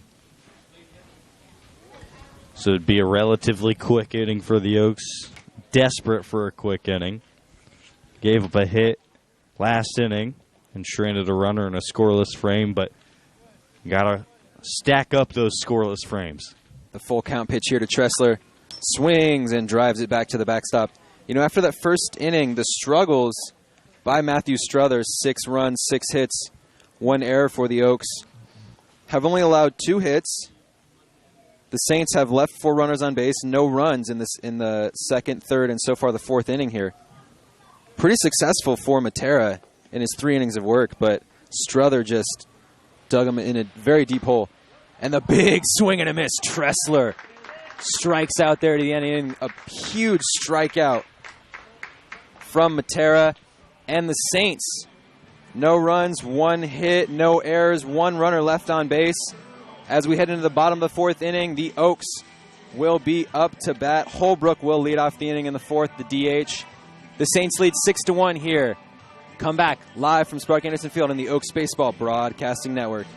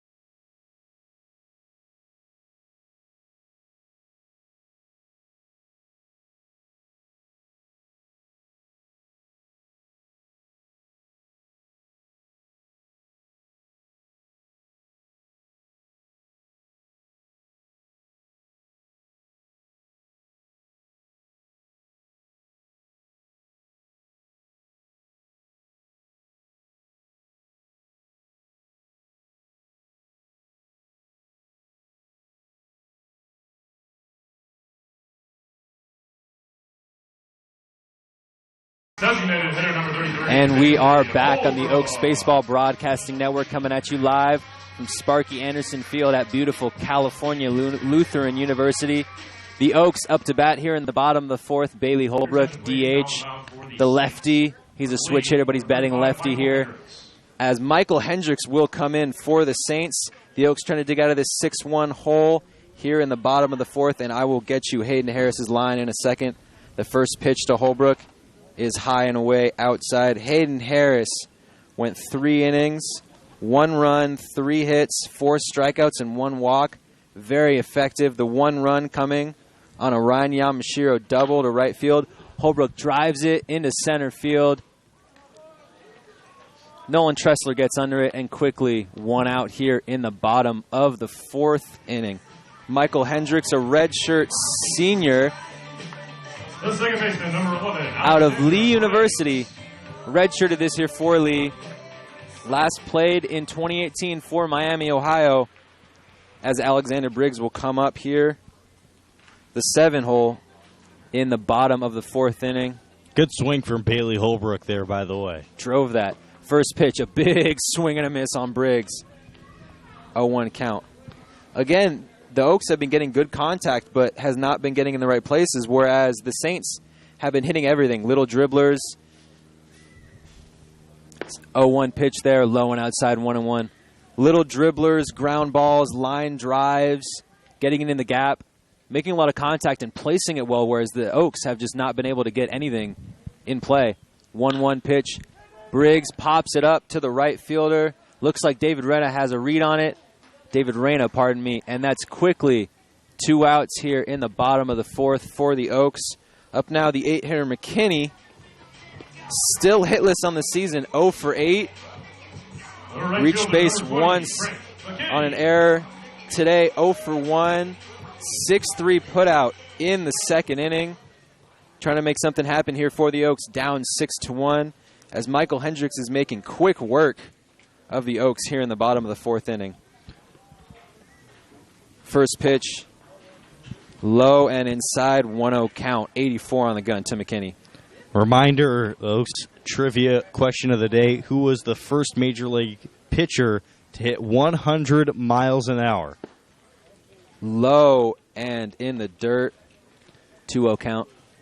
And if you want to participate on our live feed on YouTube, you can just type in your answer right there, and you'll earn a shout-out on the broadcast. 2-0 pitch, paints the corner inside, 2-1 count. I'm curious, so this counts only major leagues, correct? Does it count? Yes, Major League Baseball. Okay, so no Negro League. No. Okay. 2-1 pitch, in there, 2-2 count here to Briggs. You know, I'm thinking of some more people here. We'll get your answer in the next half inning. I'm really excited, Jordan. I love trivia. 2-2 count. Briggs grounds it. A little dribbler to the third baseman. That's going to be a tough play. Not in time. And McKinney, his first hit of the young 2019 Summer League season. And the Oaks are in business here in the bottom of the second. One runner on. Coming back to the top of the order. Number 8, Baldovino. Oh, pardon me. Baldovino. Basically a top of the order hitter, but here in the 9-hole. Reached base already in the second inning on an error by the third baseman. Was left on base at first, but Baldovino, as we've mentioned before, one of the Oaks' most effective hitters this season, with a chance to make some things happen here in the bottom of the fourth. McKinney was a hit and run right there. Baldovino fouled it off to the third baseman. 0-1 count to the righty.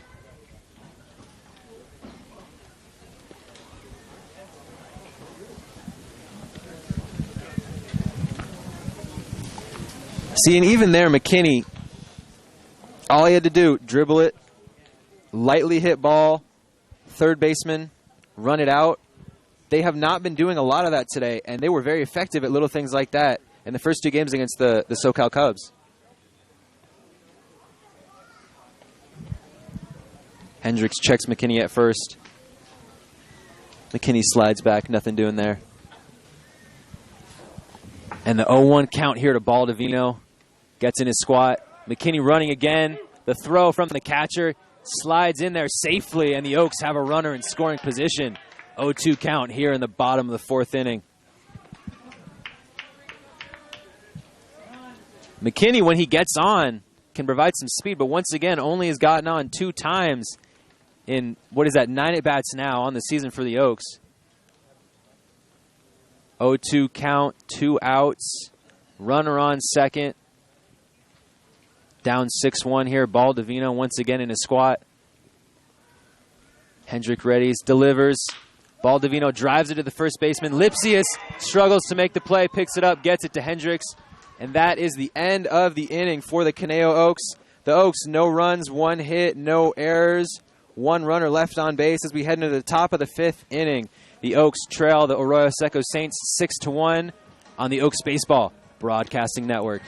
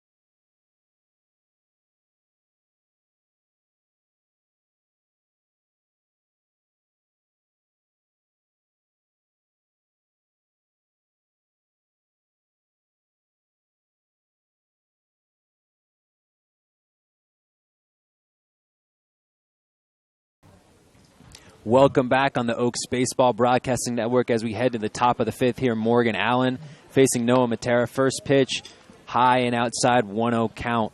83 on the gun from Matera. The Oaks last inning, Trent McKinney with his first base hit of the season. Ran out a dribbler to first. Was left on base. And the drive from Allen. But right at the left fielder, Lima makes the easy play. And it's one down here in the fifth inning. The Oaks once again leave a runner on base in the bottom of the fourth. Still down 6-1. The catcher, number 24, Jacob Matera has been very successful in his 3 innings of work. No runs, only a couple of hits. Stranded a couple runners on base. As Jacob Wyeth, the catcher, up to bat. One of the rare righties in this Saints lineup. You don't see that very often, a lineup full of lefties.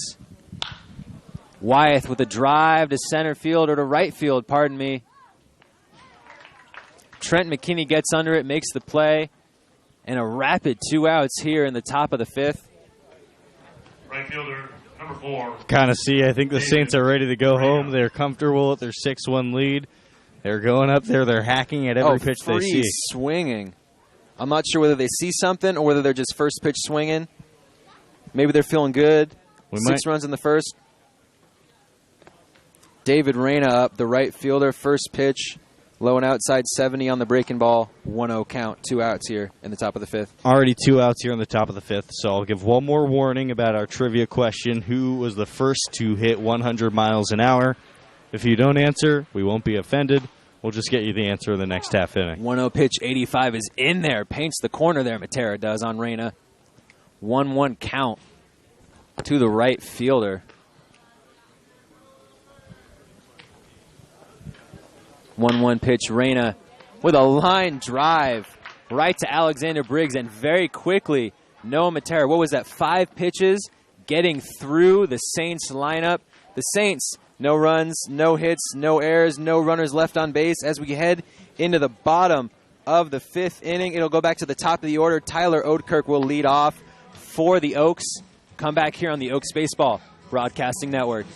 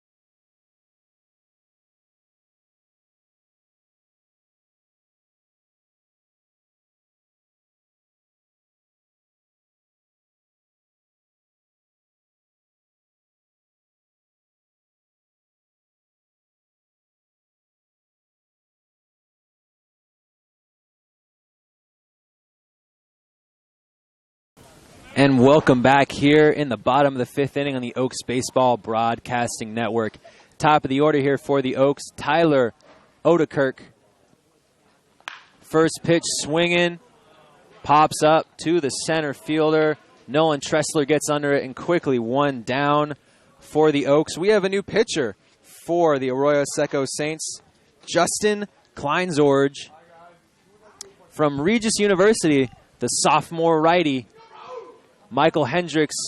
1 inning of work, no runs, 1 hit, no strikeouts, no walks. As Raul Sandoval, the second hitter, up here for the Oaks.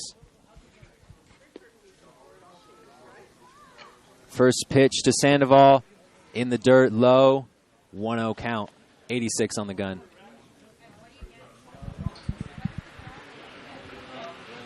Kleinsorge last year, the sophomore again, in his freshman season at Regis, as the 1-0 pitch once again is low. Struggled, 14 appearances, 11 starts, 43 innings pitched, was 1-5 with a 6.8 ERA, 40 strikeouts, 30 walks, and a .293 batting average allowed.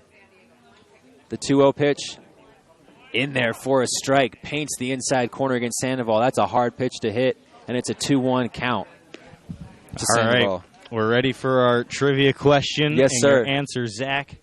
Who was the first major leaguer to throw 100 miles an hour? 2-1 pitch is outside. All right, I'm going to take a wild guess here. Bob Gibson, the righty, St. Louis Cardinals. Not even close, huh? Wrong. On September 7th, 1974, Angels pitcher Nolan Ryan. You know what? Oh, man. Wow. That's what your guess was in between the half innings. Not even kidding. It's a full count here to Sandoval. Not even kidding. I told him between the innings, I said, I think it's Nolan Ryan, and then I doubted myself because I thought it was before that. The full count pitch, Sandoval dribbles it to the third baseman. That'll be an easy play. The 5-3 put out Robles to Lipsius, and it's 2 outs here. I really thought it was beforehand. Just, knowing Nolan Ryan, as far as dominant, hard-throwing pitchers, he is number one. He was known, always out there, always throwing hard. But for whatever reason, I just said I thought it was before that. California Angels against the White Sox, September 7th, 100.8 miles an hour is what it was clocked at. 108. The 3-hitter here, Lima. Lima with a double last time he was up in the 3rd inning. Gotten good contact today. The 3-hole hitter needs to make a difference here. Nolan Ryan, I'll tell you what, he had the record 8 no-hitters, somewhere around there, right? You'd have to look it up. That sounds like another trivia question. I'm pretty sure it was 8. Somewhere, it was something ridiculous. 108, man. The 0-1 pitch to Lima. Just a little bit outside. The catcher, Wyeth, tried to frame it. Not quite there. 1-1 pitch here to Lima. Baseball's full of trivia. That's why I love it. 1-1 pitch, Lima turns a little bit. 2-1 pitch, 87 on the gun from the young pitcher, Kleinsorge. I'll tell you what, Zach, I promise you I'm going to ask you that question. How many no-hitters did he have? Lima low, 3-1 pitch in the dirt, 75 on the gun. I'm going to ask you how many no-hitters Nolan Ryan had. It's going to be a random date this summer. So you got to do your homework. You got to know that question. You don't know when it's coming. I've been doing my homework for 22 years, Jordan. I'll tell you that. Lima takes ball 4, throws his bat, runs to first. And with 2 outs here, the Oaks looking to start a rally. Lima at first base. And Ryan Yamashiro once again up already with an RBI double in the first inning. All 3 RBIs the last 2 days have come from the slugging first baseman from Cal Lutheran. Looking to make a difference here once again in the bottom of the 5th with 2 outs. 1 runner on. It'd be pretty embarrassing if you get that question wrong. Lima looking to run. Hit and run there. Already laying down the gauntlet, huh, Jordan? I guess so. I can't wait for you to get that one wrong. It's going to be so funny. I'm already upset that I got the first one wrong. I got to be honest. I'm a self-proclaimed trivia nut. You can ask my parents, too. They're always blown away. And I had it right. Just got to trust your gut. 0-1 pitch, a little bit outside. 1-1 count, 89 on the gun. So close, too. 74 that was early in his career, right? Nolan Ryan? I'm not sure. Or is that going to be another, like is that going to be later in his another career. trivia question, Jordan? No. Lima dribbles it to third. That's going to be a tough play. Backs up on the hop. A strong throw. Lipsius. A little bit of a roller there. And the Oaks, once again, not able to get anything done here in the bottom of the fifth. The Oaks, no runs, no hits, no errors. One runner left on base on a Lima walk. And the Oaks heading into the top of the sixth inning. The Saints will be up to bat down 6-1 here on the Oaks Baseball Broadcasting Network.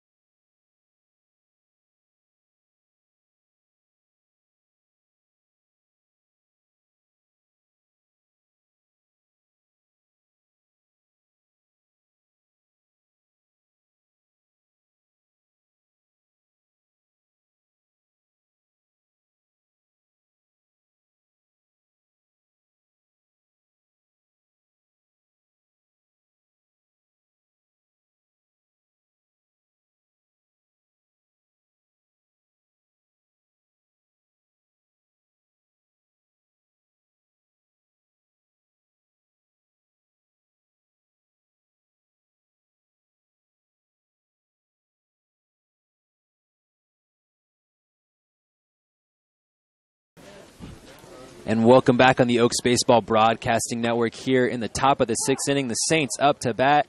And new pitcher for the Oaks, Charlie Bellinson. First pitch is in there on the outside corner and a strike. To the top of the order, hitter Drew Calley.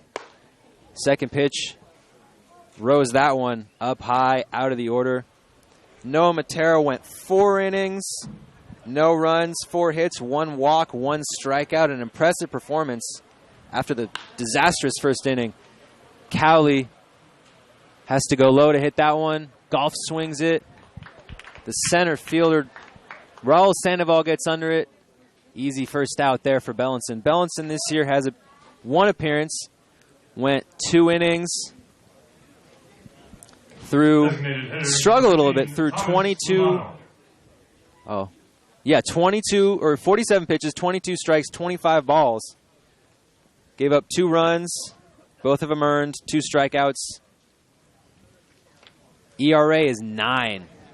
Tough first outing for Bellinson, like a lot of the Oaks. First pitch to the number 2 hitter, Lovano. Lovano reached base and scored in the first inning on a single in that 6-run first inning for the Saints. Bellinson readies for the 0-1 pitch. Low and away. Krasnick grabs it out of the dirt, and it's a 1-1 count here.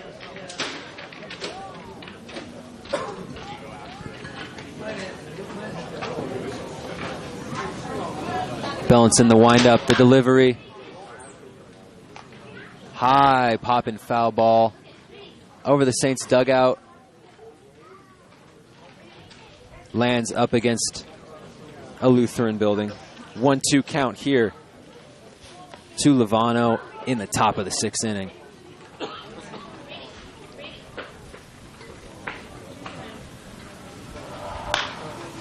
Another foul ball back over the bleachers. 1-2 count here.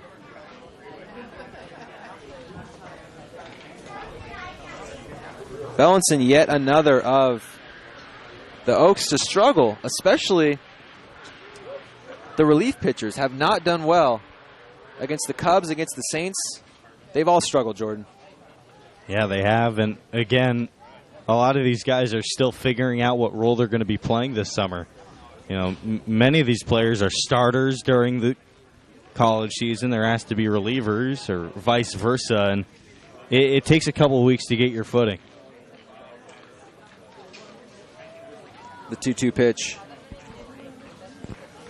Bellinson winds up, delivers, just fouled off there by Lovano.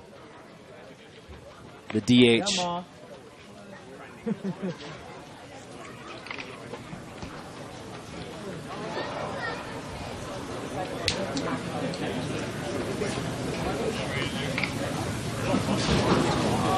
Bellinson goes to Brown. Smarter than the both of us, Jordan, I got to say. Ivy League, as the 2-2 pitch is fouled off. I mean, it's interesting. You say, oh, he goes to Brown, he's smarter than us. Well, he could not go to college. He'd still be smarter than us. That's not giving him enough credit for how smart he is. 2-2 count to Lovano. Bellinson with the delivery. Up and inside, full count.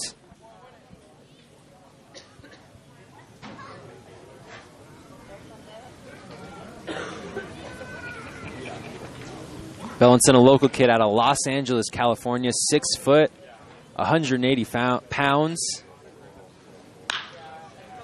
Lovano, another foul ball. McKinney trying to make a play, but it goes right over the bullpen. The Saints congregating near the foul pole there in the right-hand corner.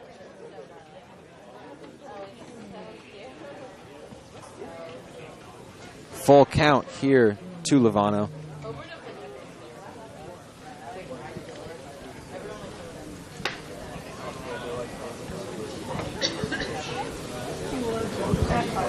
If you ever want to catch a ball game here at Sparky Anderson Field, first of all, it's beautiful out here, but absolutely. 3-2 pitch. Lovano drives it center field. Sandoval goes back at the track, makes the catch. That thing had some lift. Not quite enough to go deep in straightaway center, and that's 2 outs here for Bellinson in the top of the 6th. You were saying, Jordan? Yeah, I was saying, well, first of all, that ball was scorched. Oh, absolutely. No way that's going to get out dead center, but down the line that could have had a chance. Anyway, if you're getting sick of listening to our voices, which is certainly understandable, you can come out to Spark Anderson Field. There's a snack shop as the first pitch is off the plate, 1-0. We have raffles around here, a couple raffles over the course of the season. You get some really good Angels autographs. We had a Mike Trout autograph up for grabs last year. 1-0 pitch is outside, 2-0 count. So when the inevitable comes, and that is that you don't want to listen to us, just come hang out with us here at Sparky Anderson Field. Come say hi. Come tell us how great we are to our faces. We always appreciate that. 2-0 count from Bellinson. In there for a strike. Paints the outside corner to Tressler. 77 on the gun. Took a little off there. Be sure to subscribe to our YouTube channel. We're trying to get that number a little bit more north than what it is right now. 2-1 pitch is a little high and outside. 3-1 count. 74. And as always, talk to us on the broadcast. We'd love to respond to you. Ask us any questions. 3-1 pitch. Tressler fouls it just a little bit left over our heads. Clangs. I don't know if you heard that. I heard it. You know, I'm telling you, we're going to catch one this summer. We're going to get a shot. We're not going to catch one here. Maybe somewhere else. I think it has to land perfectly, but like actually perfectly. I want to calculate the odds because the angle it would have to come in is ridiculously steep, but I think it can happen. 3-2 count to Tressler here. Bellinson readies, delivers. Tressler again, a foul ball over the Oaks dugout.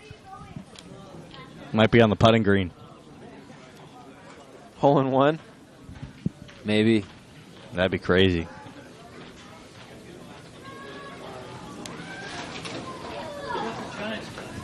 The sun's starting to go down here. 6:24 p.m. Beautiful Thousand Oaks. And a big swing and a miss. 74 on the changeup there from Bellinson. Took a little off. Best pitch of the day for the sophomore from Brown. And the Saints, nothing doing in that inning. No runs, no hits, no errors, no runners left on base.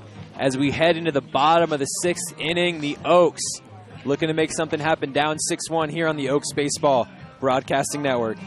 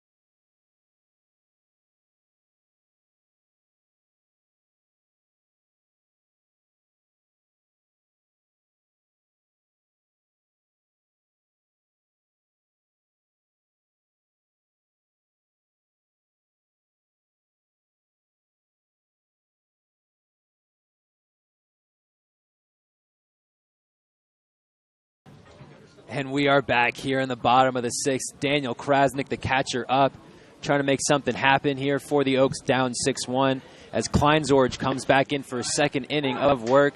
First pitch low and away, or in there, pardon me, in there for a strike. 0-1 count to Krasnick.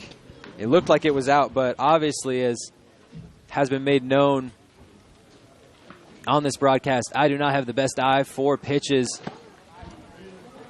Big swing and a miss from Krasnick. I know that's a strike. 0-2 count. 84 on the gun. Could not catch up to that one from Kleinzorge. Got a big frame on the mound. He throws across his body, which makes it really difficult for righties to pick up the spin on the ball. 6'5", 180. Just misses on the outside corner. Krasnick holds up. 1-2 count. 87 on the gun. Goodness. Kleinzorge, once again, 6'5", 180, coming into his sophomore season from Flower Mound, Texas.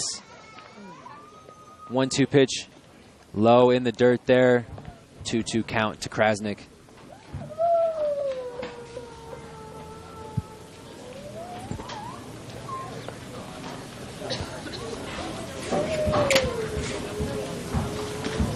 Krasnick today has already walked, reached base in the first, and struck out in the third. 2-2 pitch low and away in the dirt. Once again, full count for Krasnick here. And I would say, Jordan, the Oaks' best hope is to just take what the pitching has given them, right? Have plate discipline and try to get on base with walks. That's what's worked for them this season. You know what they say, get them on, get them over, and get them in. Starts with getting them on. Absolutely. And the Oaks got to do that any way they can while the bats are cold early in the season. 3-2 pitch there, fouled off. Krasnick full count here, no outs in the bottom of the 6th. Kleinzorge readies, delivers in there, and there is another walk. Second straight inning. The Oaks get a runner on. No outs here. The instinct here, Zach, as Bailey Holbrook comes in to hit. The instinct is to get it all back at once. The Oaks are down 6-1. They want to get 4 or 5 right now. that can't be the instinct. You got to chip away at this lead. 1 run here, 2 runs here, and then give yourself a shot at the end of the game, a realistic shot. And that's what Krasnick tries to do with that at-bat, a patient walk for the righty. There are no 5-run home runs in baseball, sadly. That'd be pretty cool. First pitch, Holbrook swings and misses, 0-1 count. I think the only thing would be like in basketball, they're talking about instituting the 4-point shot. I mean, I don't think they will, but if you shoot it from far back enough, it'd be the same thing, right? If you hit one 500 feet, 470, second pitch low and away outside to Holbrook, 1-1 count. I'd say if the bases are loaded and you hit a 500-foot grand slam, that's 5 runs. That'd be an interesting rule. That would be so rare. Maybe once a decade that would happen. Holbrook, 1-1 count. Takes low once again. 2-1 count.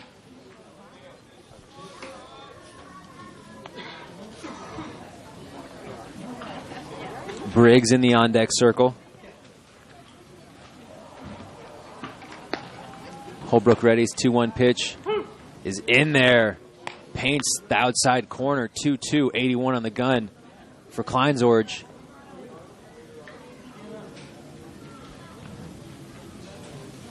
Holbrook rocking all baby blue.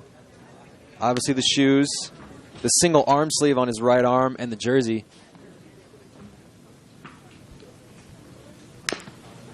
Holbrook fouls that one off. Bounces back, 75 from Kleinsorge, 2-2 count. And we've mentioned the power from Holbrook, but his plate discipline is pristine. It is. And right here, I think, again, it's key. You just got to get runners on. That's the most important thing right now.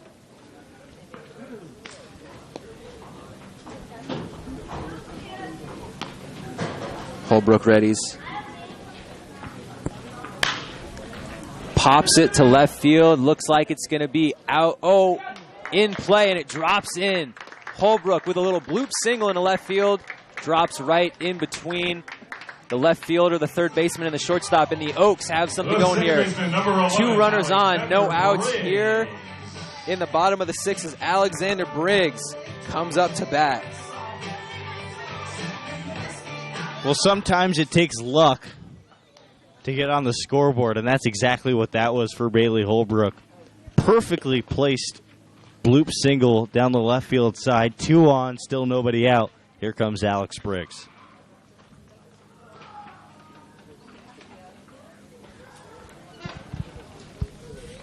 First pitch to Briggs. Takes in there for a strike.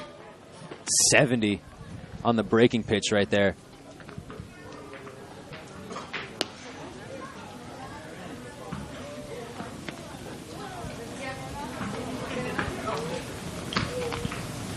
Briggs only 1 hit so far this season for the Oaks. This would be an opportune time to get his second. Second pitch is up. 1-1 count.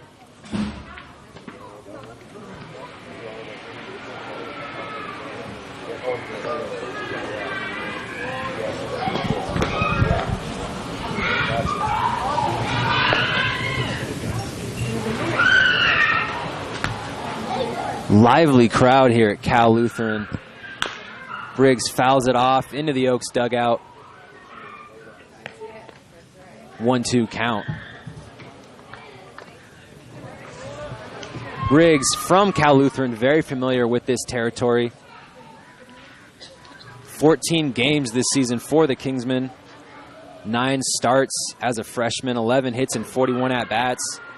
8 RBIs, 9 runs, a double. 3 triples. So he knows where to hit the ball to get it into the gaps and score runs. Takes the 1-2 pitch low and away. 2-2 count to Briggs. Some Oaks in action in the College World Series. The series that we had our eyes on was Arkansas Ole Miss. Kevin Graham did not have a good day today. Went 0 for 3 with 2 strikeouts. Arkansas won that game 11-2. The 2-2 pitch to Briggs just fouls it off, stays alive on the 86-mile-an-hour heater. But Angus Denton, sorry about that. Angus Denton pitched a scoreless 2/3 of an inning. Walked a batter and faced 3. I know you're really excited about Denton, Jordan. That guy's a machine. The big lefty. No, he's actually really small. He's a small righty, actually. I'm way off. There you go. Don't know much about this team. Learning as we go. But what I do know is that guy can throw. And a big swing and a miss from Briggs. Strikes out on the 76-mile-an-hour breaking pitch. 1 down here in the bottom of the 6th. 2 on for the Oaks. Think of him as the Steve Cishek of the CCL. The prime Steve Cishek. Right fielder number 20, Trent McKinney. Trent McKinney up here in the bottom of the 6th. 1 for 2 so far today. Grounded into a 6-3 put out in the 2nd. Reached base in the 4th. Was left stranded. Up here with 2 on and 1 out in the bottom of the 6th. Down 6-1. Takes the first pitch up. Out of the zone. 1-0 count.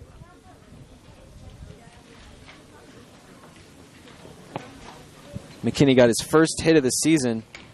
Reached base. It was a slow roller down the third base line. Ran it out. Got on. But the Oaks, once again, unable to score him. They've been having trouble driving runs in today, Jordan. McKinney, big swing and a miss. Fouls it off. 1-1 count. That's an understatement, Zach. This team is, they're composed of a lot of junior college players, and let's face it, most of those guys haven't swung a bat in a live game in over a month. Takes time. The 1-1 pitch, 1 out.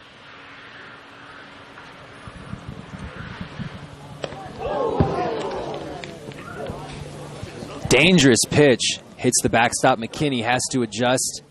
And the runners advance. 2nd and 3rd now. 2 runners in scoring position for the Oaks. 2-1 count. McKinney with the best chance of the day for the Oaks to make a difference, make something happen here in the bottom of the 6th. But how do you feel as a hitter? You see one go right over your head. Scary. Scary. I'm shaking up here. I have the utmost respect for those guys. I cannot imagine what it's like having a 95-mile-an-hour heater come right at your dome and just go right back up and swing the bat once again. 2-1 pitch to McKinney. Tries to get that one. Cannot. Breaking ball. Dropped out. 2-2 count to McKinney.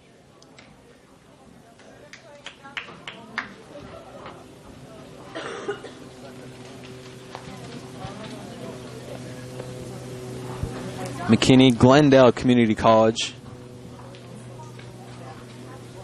6'1", 175. Was a freshman last year. The 2-2 pitch.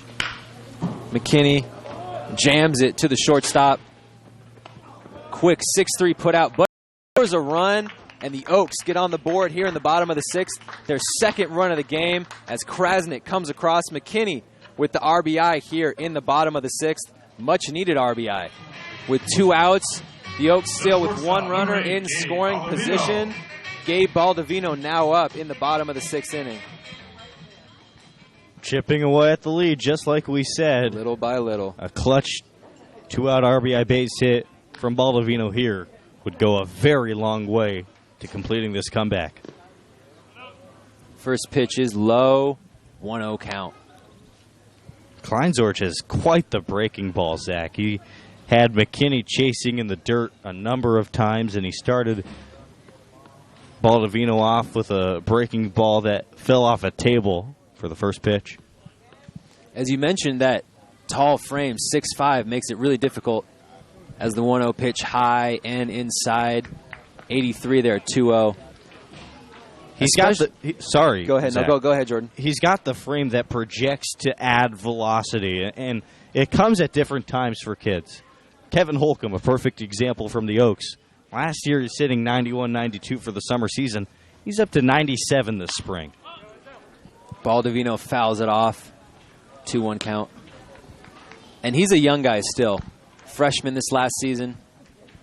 And like you said, you often don't see that develop until they reach, 18-year-olds. You're not going to see very often be able to hit higher than the high 80s. But when you can have the stuff that he does, the breaking ball to add to that fastball, especially at that height, becomes hard to hit. Baldovino strikes it in the left center field. That drops for a hit. And a run is going to come in to score. A 2-run inning here for the Oaks. Baldovino with the RBI single. And the Oaks cut into that lead a little more. 6-3 here in the bottom of the sixth. Number 14, Tyler Odeker. Holbrook comes in to score. Baldovino with yet another clutch hit for the Oaks. And they're going to go back to the top of the order.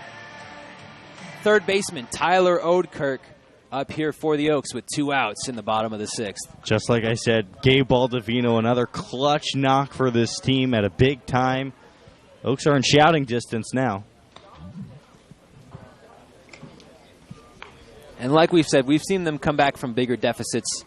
13-9 heading into the bottom of the ninth in game 1 against the Cubs. But cutting into that just a little bit heading into the final 3 frames is huge. First pitch is low. 85 on the gun to Odeker, 1-0 count.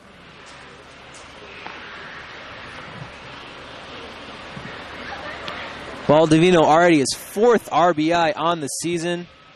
5th hit. Massive year already. And once again, he's at the bottom of the order, hitting in the 9-hole, setting the table for the top of the order for the Oaks. Wonder how long they'll stay down there. And I know Coach Solis loves that bat down there, but Baldovino's hitting the ball harder than anybody on this team right now. Absolutely. The exception of maybe Ryan Yamashiro.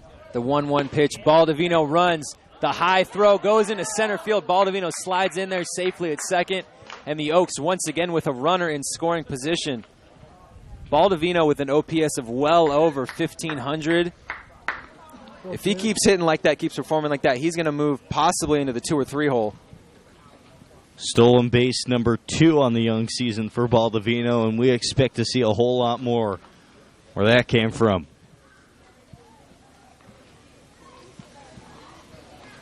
The 2-1 pitch to Odeker takes outside 3-1.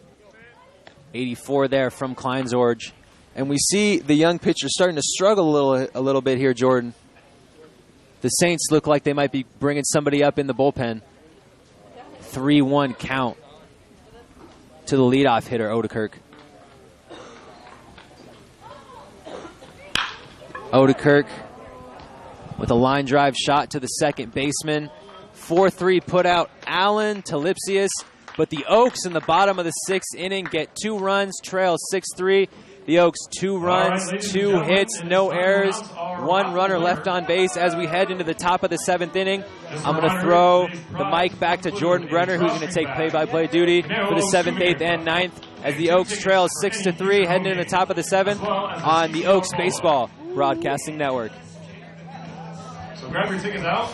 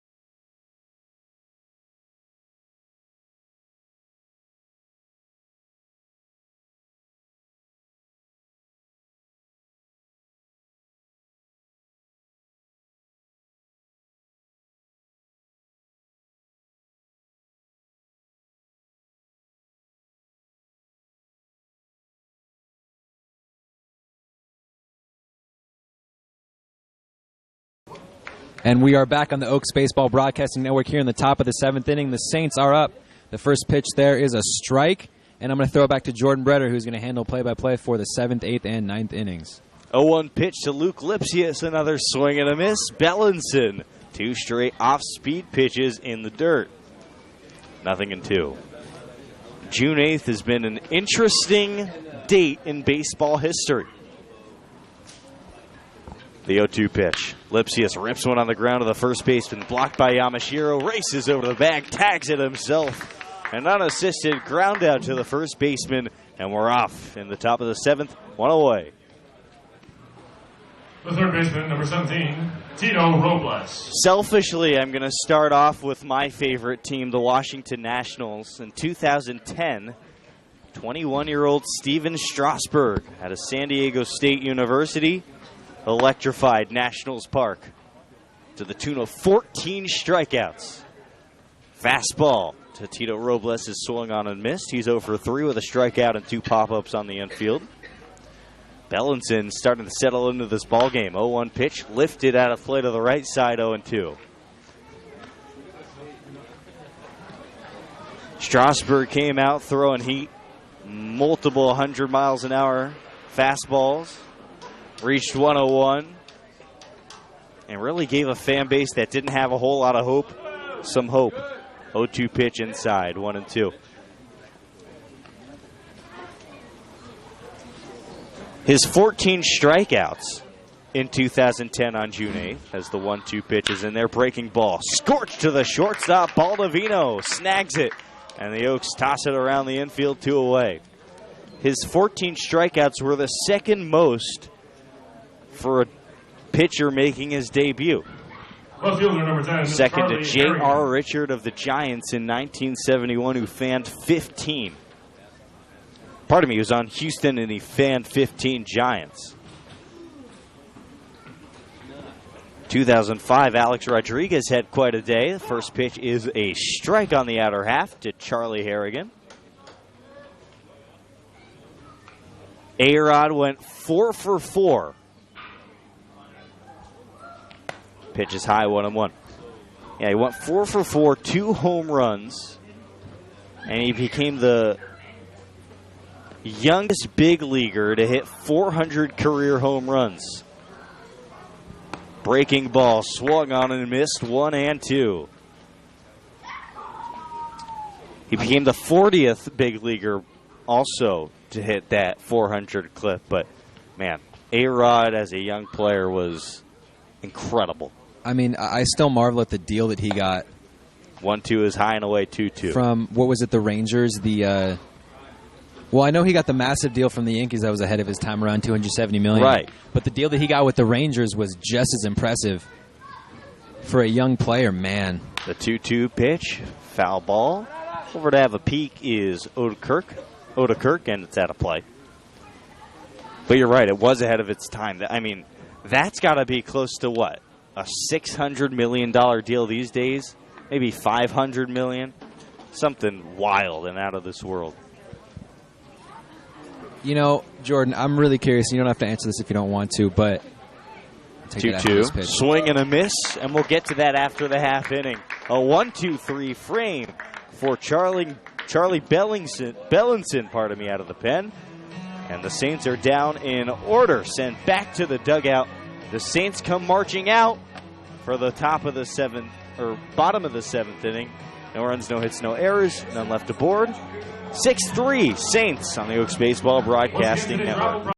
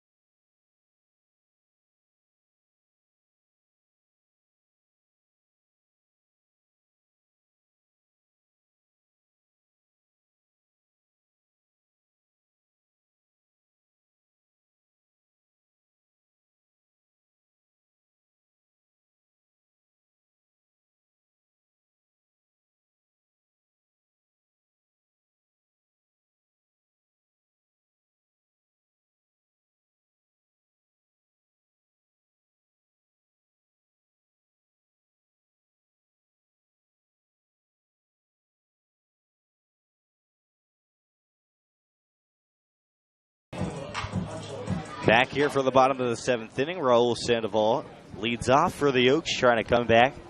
Down 6-3. They were down 6-0 after a half inning, and they've stayed in this ball game, throwing 6 consecutive scoreless frames. First pitch is a strike from the new pitcher, Race Gardner, out of Hawaii Hilo.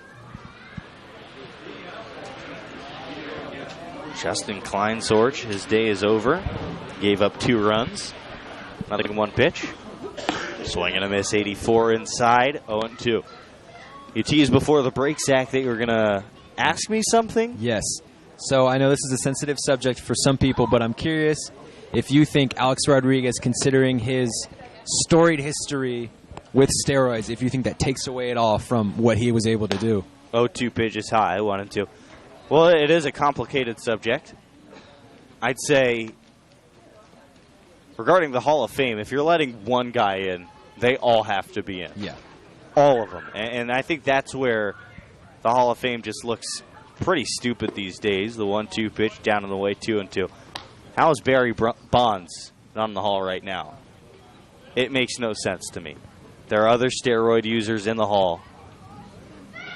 Does it take away from their legacy? I think it does take away a little bit. And maybe, as the 2-2 pitch misses low to fill up the count, maybe when you're judging a player, you have to take that into account a little bit.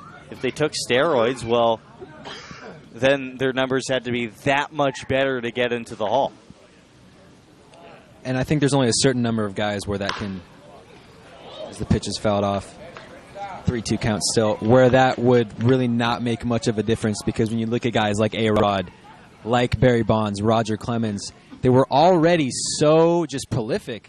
Barry Bonds, before he started using the steroids, was on his way. 500 home runs. He was on his way to being the first guy in the 500-500 club. He was going to be a Hall of Famer regardless. 3-2 pitch, pop up on the infield. Second baseman makes the call and makes the catch. That's Allen. 1 gone. Up next for the Oaks, Nico Lima. He is 1 for fielder number 13, 3. Nico Lima. You know, Jordan, you hit me with a trivia question, so I think I'm going to pose one for you. Are you ready? Sure. Okay. I'll give it to you after this first pitch. First pitch to Lima. Breaking ball, a strike. Oh, that was a nice pitch. So there are 8 members of the 300-300 club. 300 bags. 300 home runs, 300 stolen bases. Okay. Who was the first player to become a member of that club? 0-1. Rounder down the left side, and the count is 1-1. And you can 2, pardon me. You can answer this now. You can answer it later. Whatever you'd like. Ted Williams. Willie Mays. All right. Willie Mays. Number 2. 660 home runs, 338 stolen bases. Got his 300th home run on July 4th, 1961. His 300th stolen base on April 8th, 1969. 0-2 is tapped back to the screen. Stays 0-2. How many other members of the 300-300 club can you name, Jordan? Ricky Henderson. No. He didn't Really? have. He was a little under 300 home runs. Wow. Okay. Unless this list is dated, but I don't think so. Because there's a member on here that is a little more recent. It's a tough question. 0-2, 1 out. Ripped down the left field side, down for a base hit, maybe more. Lima around first, a big turn, but that's all it's going to be. A ringing, scorching base hit to left field, and the Oaks will bring up Ryan Yamashiro up to the plate, trying to get even closer to the Saints. Yamashiro today, 1 for 3, a double his first time up to right field that scored a run. Since then, 2 ground outs to third. Can I ask you, are there any active players on that list? I don't believe so, no. All right. No, there are no active players on the list. 0-2, but a couple 1 that out. played recently. Down and outside, 1-0. Ken Griffey Jr., did he have 300 stolen bases? No, sir. This is tough. All right, give me the most recent one. The most recent was Carlos Beltran, 334 home runs, 306 stolen bases. That's tough. On June 15th, 2012. All right. 1-0 pitch. Runner begins to go. Yamashiro, a line drive off the glove of Callie and into left field. A base hit for Ryan Yamashiro. He's 2 for 4. And Daniel Krasnick will come in. Actually, here comes Steele Ledford, the pinch hitter. He'll come in representing the tying run here in the bottom of the 7th. And we've talked about just those little bits of luck that the Oaks need that they haven't been getting today. Until now, that ball scorched. Bounced right off of the shortstop's glove. 2 runners on here for the Oaks. Steele Ledford on the young season is hitting 167 with a single and a double.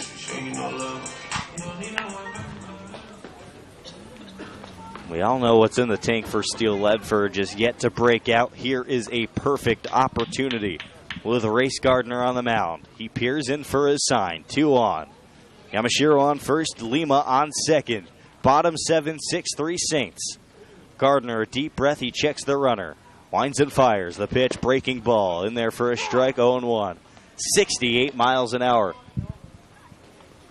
This feels like the crossroads in this ball game, doesn't it, Zach? Oaks has been trending in the right direction since the first inning, and now here's their chance to get it all back. 0-1, 1 out, 2 on. Gardner checks the runner again. A long pause. The no ball, 1 strike pitch. Outside, 1-1 at 88. Quite a change in velocity for Gardner from his breaking ball to his heater. He goes 68 to 88, a 20 miles per hour difference.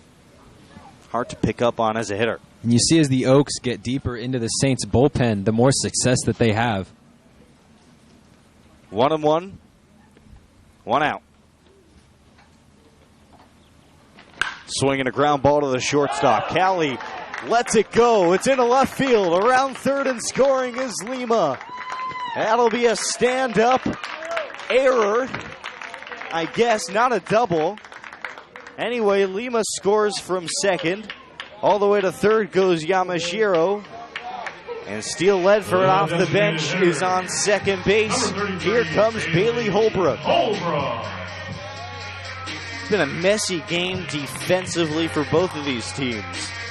The Oaks have the tying runner in scoring position, and Bailey Holbrook, the powerful lefty, with one swing in the bat can change the whole narrative of this ball game.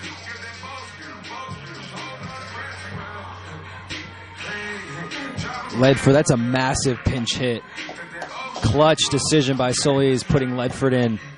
Swings it, bounces a little bit off.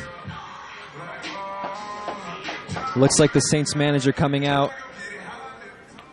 Yep, here comes Aaron Milam to the mound. I don't think they're going to quite make the change. Looks like there's some glove switching going on. Bailey Holbrook will hit. He's 1 for 3 with a base knock on a bloop single to left field. Caneo came back from a 4-run deficit in the first game. They walked off after trailing in the second game, both of which came against the SoCal Cubs. Umpires ruling that everybody's safe. Steele Ledford claps his hands. The Oaks were down yesterday, couldn't quite complete the comeback. Today, they're back at it. Can the comeback kids strike again? Bailey Holbrook with his bright shoes that match his baby blue jersey. Up to swing for the Oaks. He has 2 hits on the young season. Big moment in this ball game. Big moment early on in the CCL season. Infield and outfield straight away. Holbrook stalking. Now digs in. The righty Gardner offers to the lefty Holbrook. The first pitch swung on and fouled back. Holbrook hunting a heater there, and he got the off-speed pitch away. It's 0-1. You can feel the tension building. This is really the first time all season that you know this is an important moment. It's palpable here at Sparky Anderson Field. Gardner on the rubber again. Hurls the 0-1. Here it is. High and away on 84. Yamashiro, a long secondary lead off third. Goes back, and the count's 1-1 with an out. 6 runs, 9 hits, an error for Arroyo Seco. The Oaks 4 runs on 9 hits. They've committed 2 errors. 1-1 to Holbrook. with an out in the inning. Approaching 2.5 hours in this ballgame. The 1-1 pitch, breaking ball in for a strike on Holbrook. Right in at the hip. 1 ball, 2 strikes.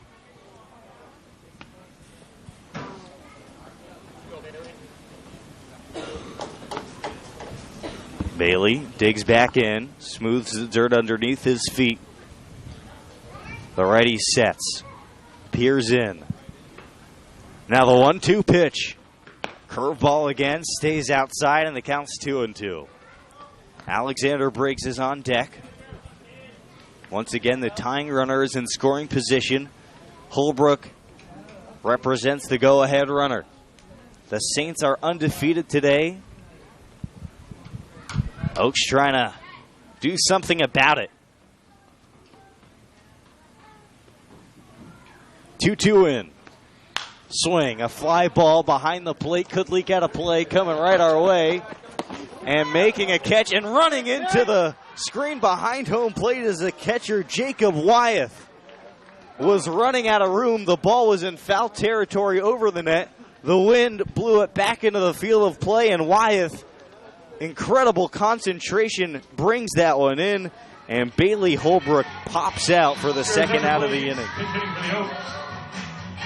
From West Texas A&M, number 7, Zach Kamenko. And here comes Zach Kamenko. Coach Solis, pulling this card out of his back pocket, understands that Zach Kamenko does his best work with runners in scoring position in clutch moments.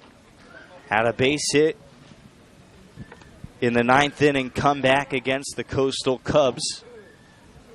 Already 1 clutch hit this year. Trying for a second with 2 outs and 2 on. Ledford on second, Yamashiro on first. Gardner sets at the chest. A deep breath. Winds and fires. The first pitch to Kamenko. A strike right down the middle. 0-1. Thanks for joining us here on the Oaks Baseball Broadcasting Network. Bottom of the 7th inning. It's been a long ball game, but the Oaks have hung around. A chance to tie it up here.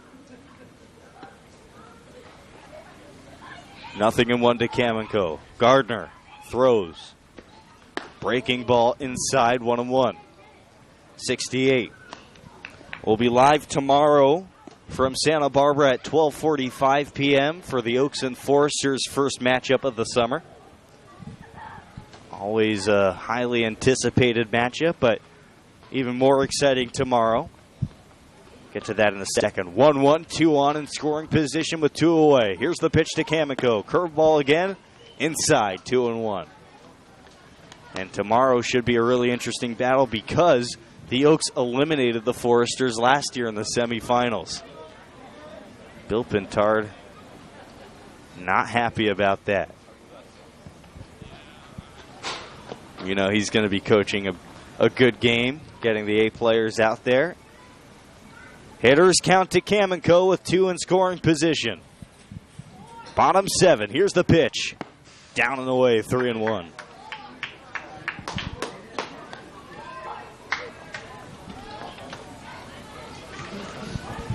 Zach Kamenko so stoic in these situations.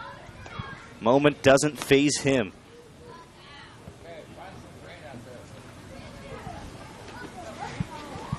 Three balls and a strike. Well, Kamenko have the green light here. Here's the pitch. Too high. Kamenko earns his way aboard a 5-pitch walk. And the bases are loaded for Canale. The go-ahead run is on. And here comes Trent McKinney. Had an RBI ground out last time up in the 6th inning. A base hit on the infield in the 4th.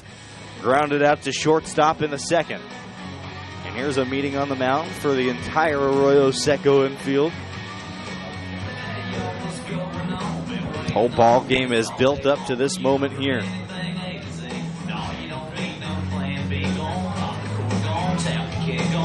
What's the mindset here for Trent McKinney? Last time up, he chased a number of breaking balls low and away. I'm sure that's what is being discussed on the mound right now. How can McKinney adjust to that? Gardner is struggling so far today. As I've mentioned, the last two pitchers for the Saints, Kleinsorge and Gardner, both struggling in this situation. Bases loaded.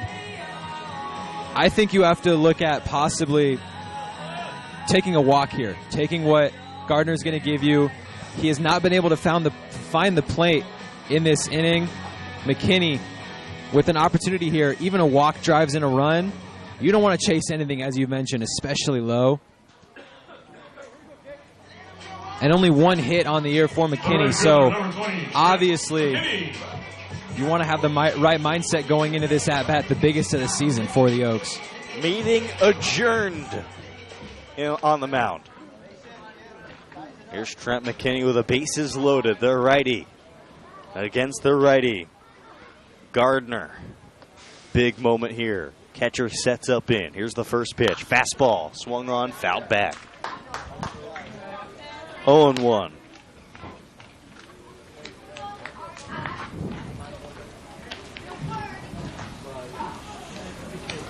Many Oaks watching eagerly from the dugout. Trying to come back from 6 down. A good chance here. 0-1 to McKinney. The righty Gardner pitches. Strike 1. Strike 2 at the knees. And it's 0-2 with 2 gone.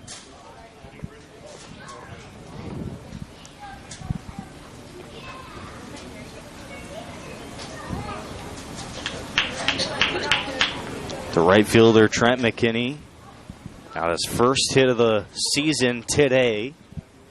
Wasn't a clean hit, though. Just a ground ball to the third baseman. 0-2 away. Bases loaded. 6-4 Saints. The pitch. Outside. 1-2. It's interesting. Major League Baseball stadiums, you listen to the surroundings. Big moments, the crowd gets louder. Here at Cal Lutheran, there's almost a strange silence to the big moments.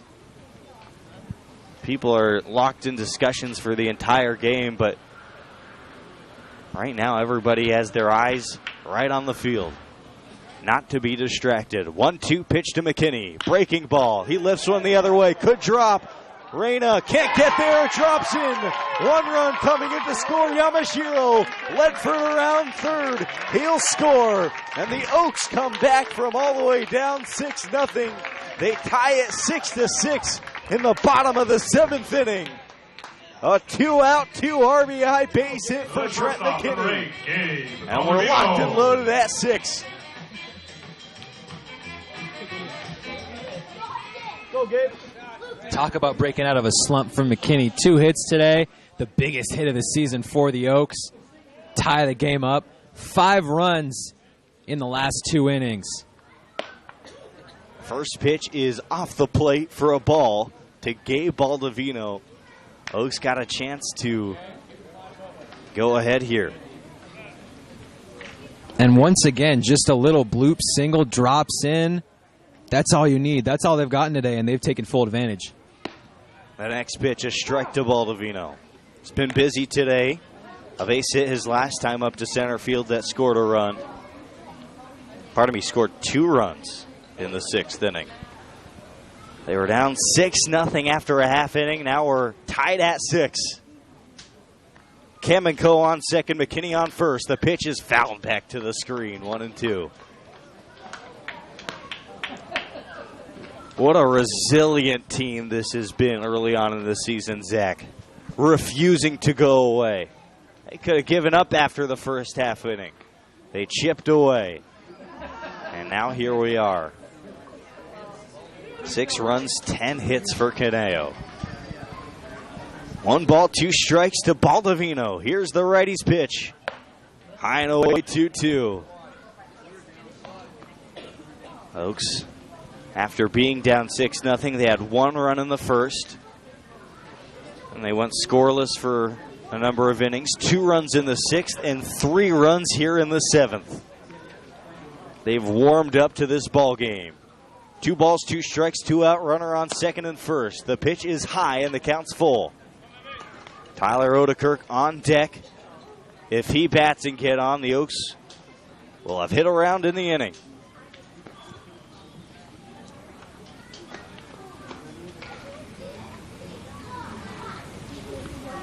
Full count pitch with 2 away. Runners on the move. Line drive left side. Cowley backhand. The throw to first. In time, the stretch by Lipsius to retire the side. But not before. 3 runs on 3 hits. An error. And the Oaks strand 2 runners on base. The Saints come marching in as we end the 7th inning. We're tied at 6th. On to the 8th on the Oaks Baseball Broadcasting Network.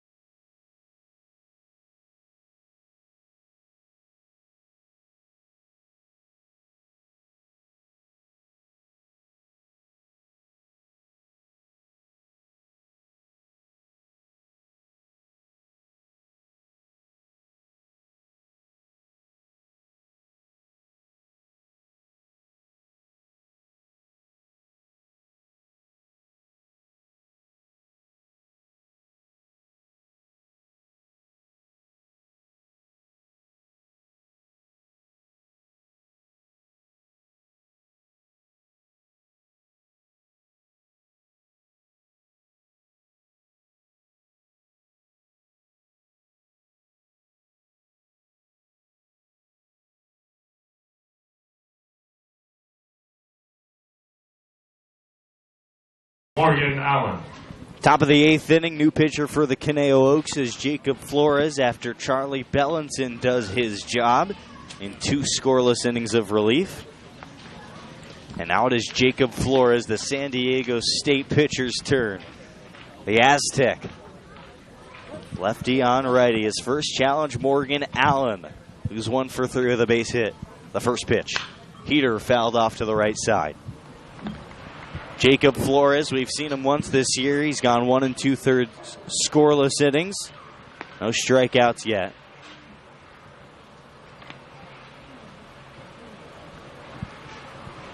One ball, 2 strikes in the top of the 8th inning. 6-6. Here's the pitch. Breaking ball low at 72. It's 1-1. This past year at SDSU, Jacob Flores, as a sophomore, had a 3.75 ERA in 36 innings pitched. 1-1 to Allen. Ground ball hit hard down the right field side, just outside the bag and foul. And it's 1-2. His 2019 season was a slight improvement over his 2018 season, where he went 21 innings and had a 3.86 ERA. The biggest improvement came in the strikeout category. Had 38 this season compared to 19 the previous. 1-2 pitch, high and tight on 88, and it's 2-2. Jacob Flores figures to be a big part of the Oaks bullpen late, as we see Carson Carter throwing for the Oaks in the bullpen. 2 balls, 2 strikes. Here's the pitch from Flores. Swung on and just foul tipped. And we'll do it again.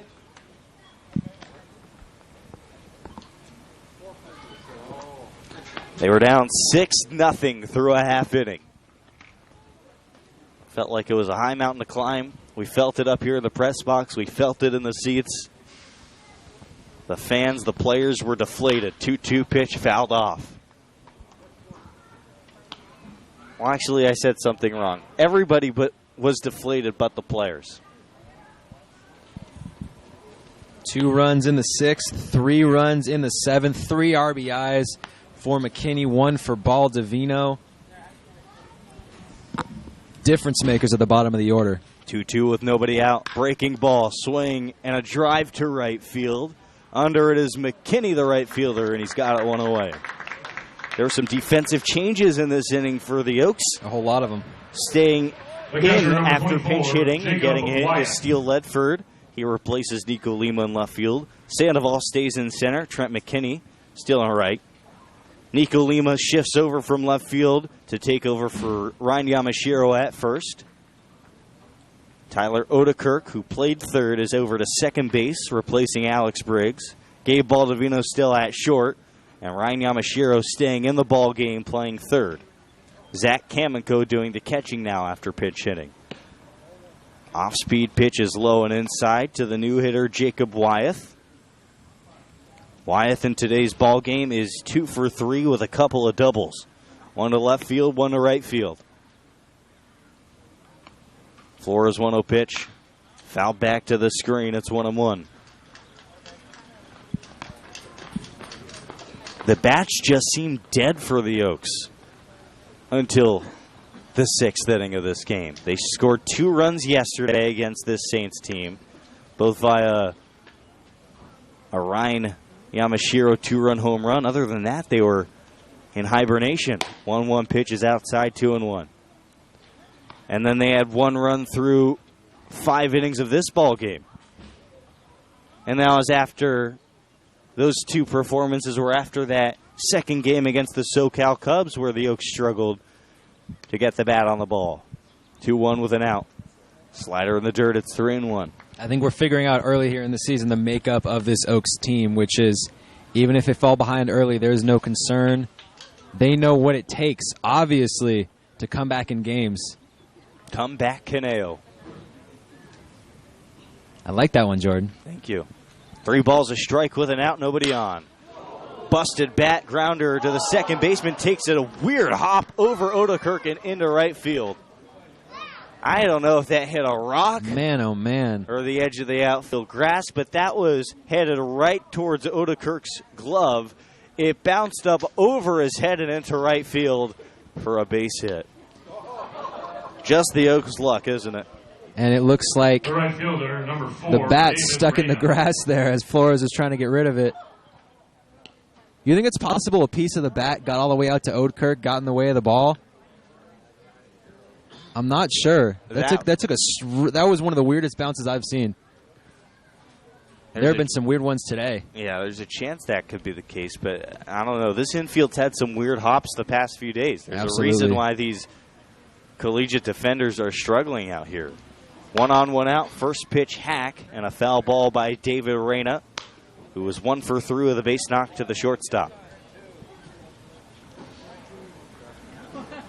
You know, a lot of the Oaks' luck has come, a lot of their offensive firepower from deep in the bullpen. It was the second that the rookie the freshman Kleinsorge came in, 2 runs off him and 3 off Gardner. 0-1 pitch, just a bit outside as Kamiko tries to steal a strike on the frame job. Instead, it's 1-1.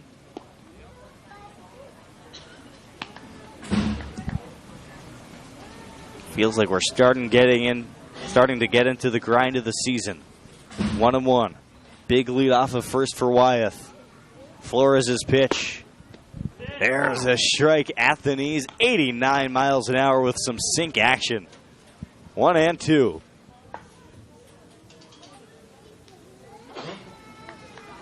One ball, 2 strikes, and out. 6 runs, 10 hits for both teams. It's been an even game so far. The lefty throws over to first base. Runner caught in between first and second. It's a pickle. Wyeth now retreats back to first, back to second, and the tag is applied by Jacob Flores for out number 2. The second base running error of the day for Arroyo Seco. Remember, back in the first inning, Drew Cowley, who led off the game with a base hit, was caught between third and home. And at the time, that didn't seem like a big deal. The Saints were up 6-0 after one, but now deadlocked in a 6-6 ball game. How big does that seem? Oh, it's massive. Early on, that one-run cushion can be huge. And Flores right there, we see the lefty pickoff move. 1-2 pitch. Did he go? A foul tip into the glove of Kamiko. Down on strikes. And Jacob Flores pitches a scoreless eighth to get the Oaks back to the dugout. 6-6. No runs on a hit. No errors, none left aboard. Bottom 8 when we come back on the Oaks Baseball Broadcasting Network.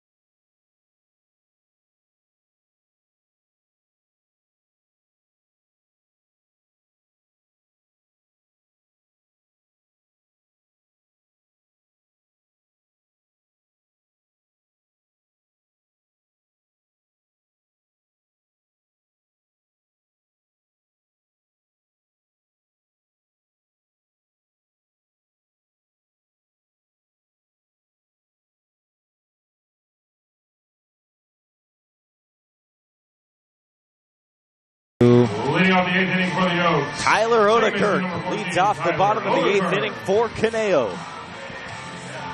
What an inning it was for the Oaks in the 7th. They were down 6-3. They struck for 3 runs on 3 hits to tie the ball game at 6.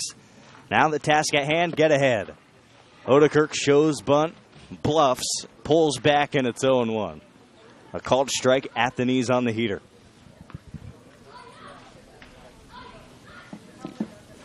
Odekirk, a flashy player, multiple tools. 0-1 pitch, breaking ball, just a bit up, 1-1.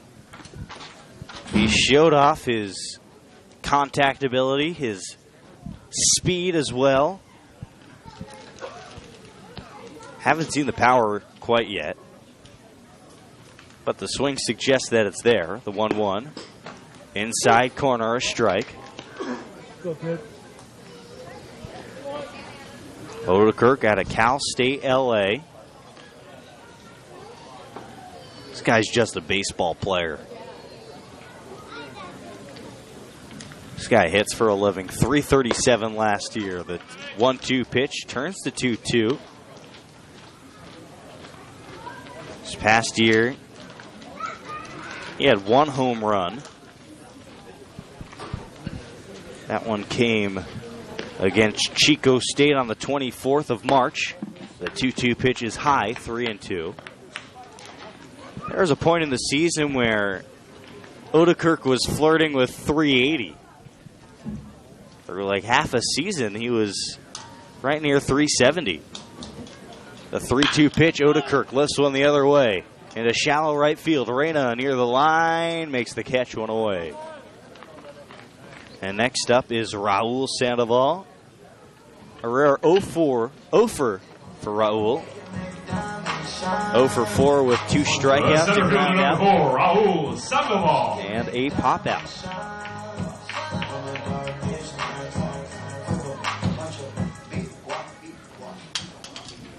Sandoval digs in from the right side. From Oxnard City College.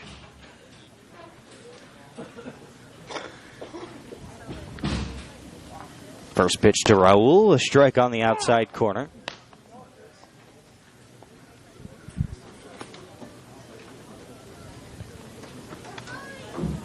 Freshman last year had 6 home runs, .293 average, 32 RBIs, the 0-1. A high fly ball in the foul territory, right side. Lipsius has plenty of space on the cut of the grass, makes the catch. In foul territory, 2 away. And it'll be Nico Lima's turn. We've seen Lima with gap power so far this year. He's got 3 doubles. One of them came today, part of a 2-for-4 performance. 2-for-3 performance for Nico Lima. Scored a run last inning. But we know Nico Lima has that power to hit it over the fence. Absolutely. First pitch, Lima swings and fouls it back. It's 0-1.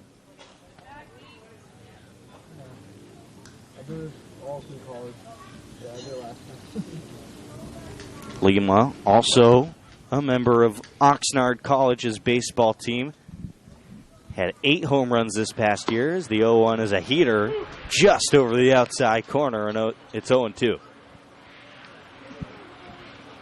Lima had an amazing year.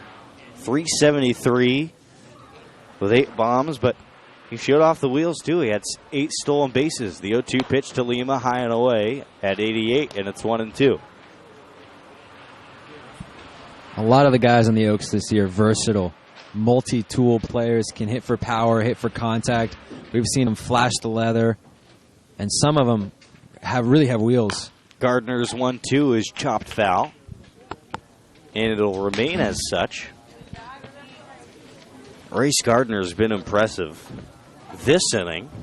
Last inning he was touched up a bit. Gave up those 3 runs. No action in the Saints bullpen. Carson Carter stretching in the Oaks pen.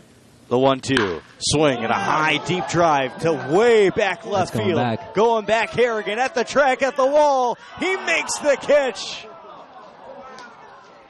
Oh my goodness, would have broken our 6-6 tie. Nico Lima, a mammoth blast caught in left field by Charlie Harrigan. And the Oaks are down in order in the home half of the 8th. No runs, no hits, no errors. None left aboard. We're on to the 9th from Sparky Anderson. 6-6 Oaks and Saints on the Oaks Baseball Broadcasting Network.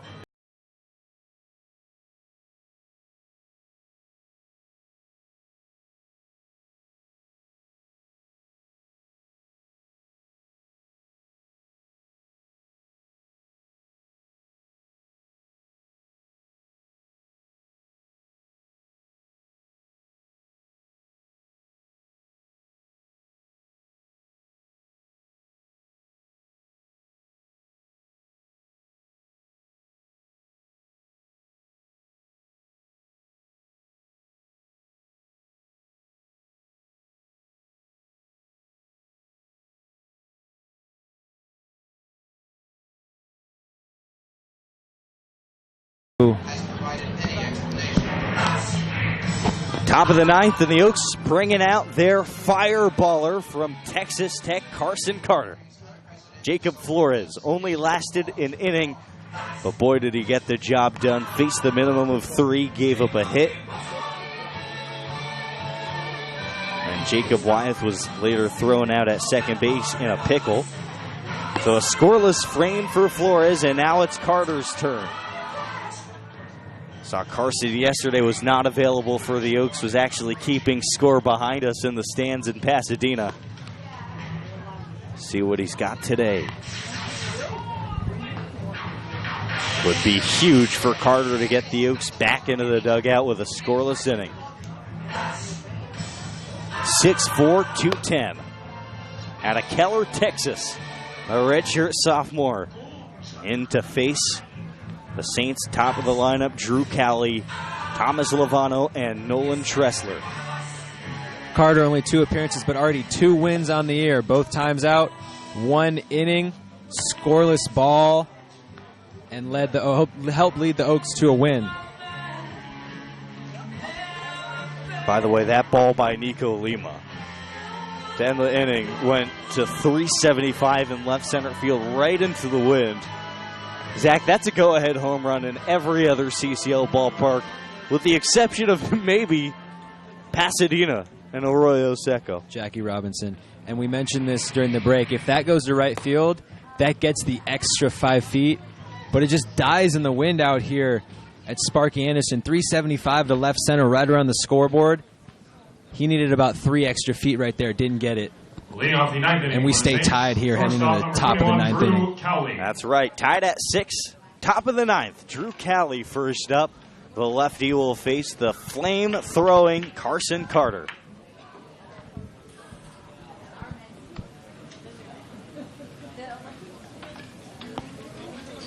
Carter digs his way on to the rubber. Stares in for his sign. Raises his head and now is ready for the first pitch to Cowley. 92, a strike at the knees, 0-1. Carter didn't appear this past year at Texas Tech, but he's sure to be a part of that amazing program in the near future.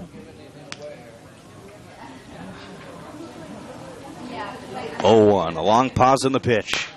Chopper to the second baseman, fielded by Odekirk to first in time, 1 away.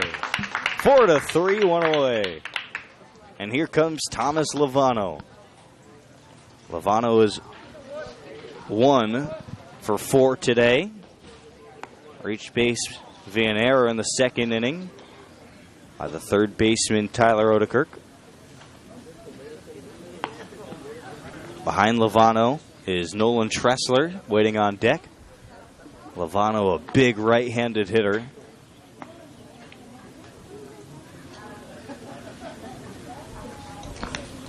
An imposing force from Creighton. First pitch is low. The board reads 97. 1-0. Wow. I don't know how Oh my accurate God. that is, but if anybody's going to do it on this roster, it is Carson Carter. We'll wait to see if he can replicate that. 1 ball, no strikes, nobody on with an out. The pitch, 92 low, and it's 2-0. I'm imagining the combo, the dominance, Carter and Denton to close games for the Oaks this summer. That's a real tough 8-9 duo right there to break. And don't forget about, oh, you did say Angus Denton, yeah. The 2 Texas Tech products. Texas Tech and Arkansas, my bad. There you go. 2-0 pitch. There's a strike at 93 miles an hour, 2-1. Yeah, Coach Solis is going to have plenty of toys to go to late in ball games. 2 balls and a strike with an out. Center of the infield playing deep. That's Odekirk and Baldovino. The corners playing at normal depth. The outfield playing pretty shallow. The 2-1 pitch from Carter. Too low, and it's 3-1. Nolan Tressler on deck, scored a run in the first. A base knock in the second inning. 3 balls and a strike. Now the set and the pitch. 3-1 is chopped down the third base side and foul, and the count's filled up.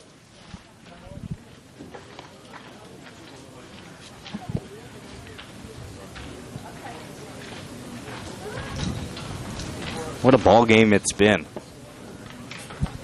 An emotional roller coaster, you could say. I'm sure for some of the players. 4 games in, we've already had 3 crazy, crazy games. As crazy as you're going to get this year. And again, if the Oaks are going to win, it's going to have to be a walk-off, which would be their 3rd of the season. And what a birthday gift that would be, Jordan. That would be cool. Full count with an out. Nobody on. Carter from Texas Tech offers the pitch. Ground ball through the left side, of base hit. Lovano's second knock of the day. And he is the go-ahead runner. He's aboard first with Nolan Tressler in to hit from the left side. The center fielder, number 37, Nolan Tressler. Nolan Tressler, as I mentioned, a base hit today. Horse number 37.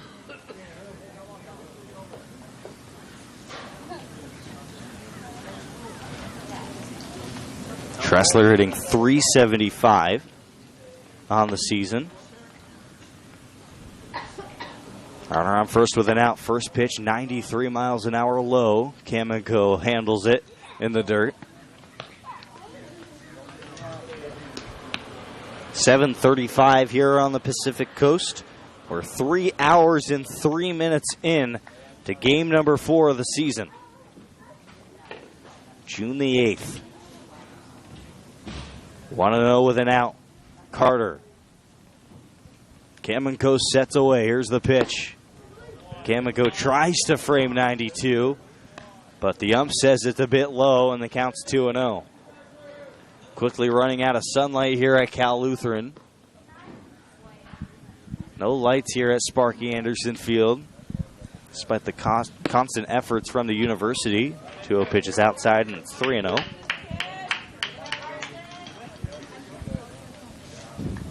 Arroyo Seco in the driver's seat here with a runner on, and Tressler ahead in the count, 3-0.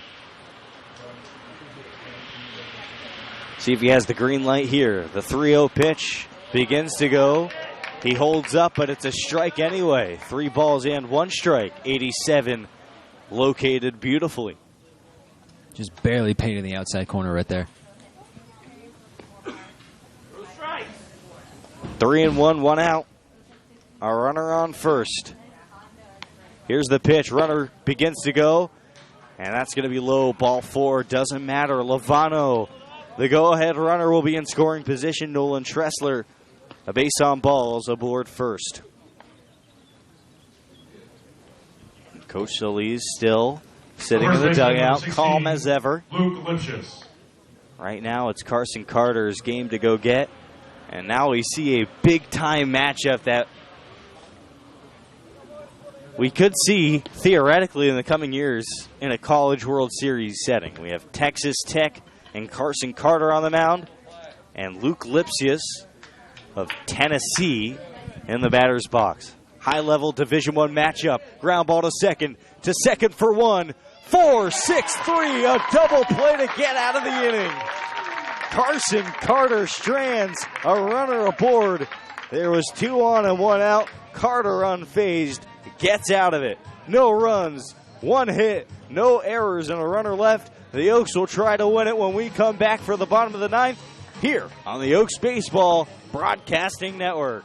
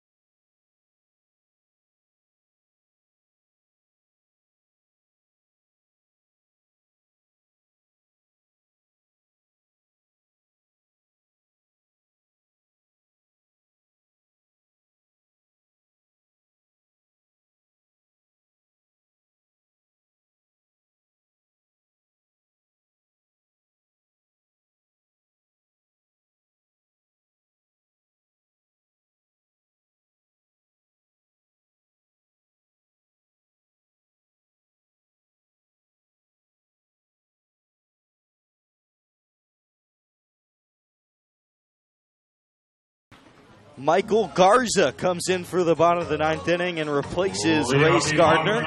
Gardner lasted 2 innings, gave up 3 hits and 3 runs. Didn't strike out anybody and had 1 walk. Ryan Yamashiro will be the first chance for the Oaks to win this ball game in inning number 9. had the home run to right center field last night in Pasadena. What a time it would be for home run number 2. The first pitch, a strike at 91 at the knees, 0-1.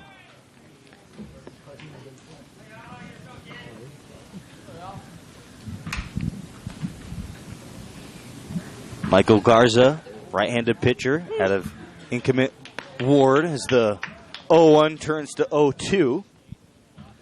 Past season went 19 innings, a 6.16 ERA with 16 strikeouts. The 0-2 pitch fouled back to the screen.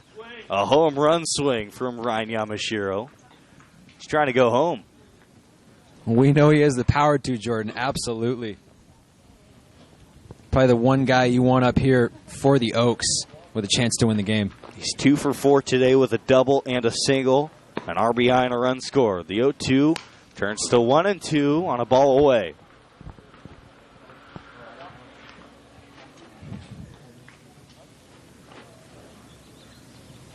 One ball, 2 strikes to Yamashiro. Here's the pitch. Breaking ball too high, and it's 2-2. 79 miles an hour.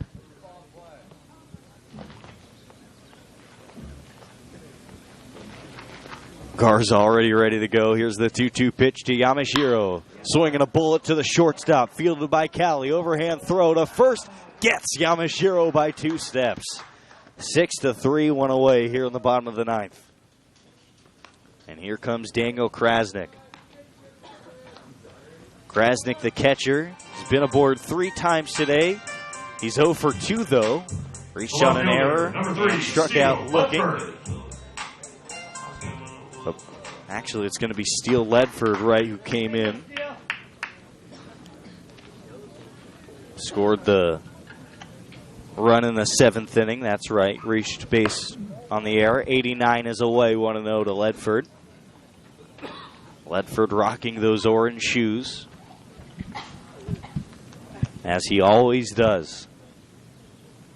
The 1-0 to Ledford. A big hack and a big miss, 1-1. Thanks for joining us here on the Oaks Baseball Broadcasting Network. Oaks looking for walk-off number 3 of the season. The 1-1 pitch to Ledford. Breaking ball. Too far in, and it's 2-1. Ledford entered the game hitting .167 with 2 hits and 12 at-bats.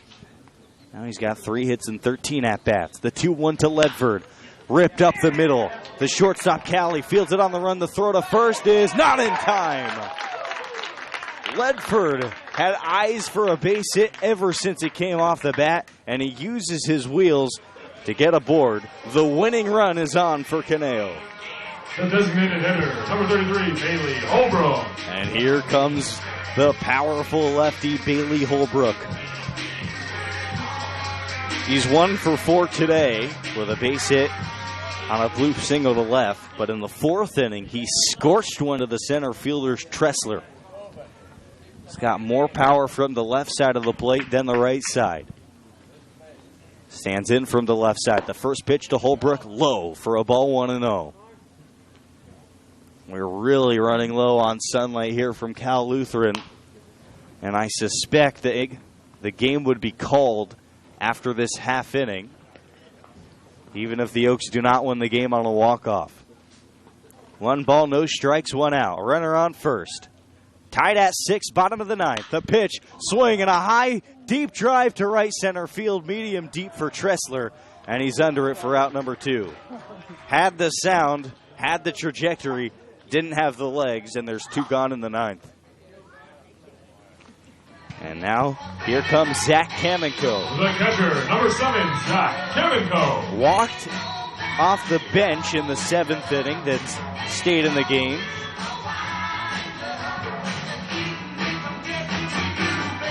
Advanced to second base. Kamenko hitting .400 on the year, 2 for 5. Both hits were base hits, and he struck out twice.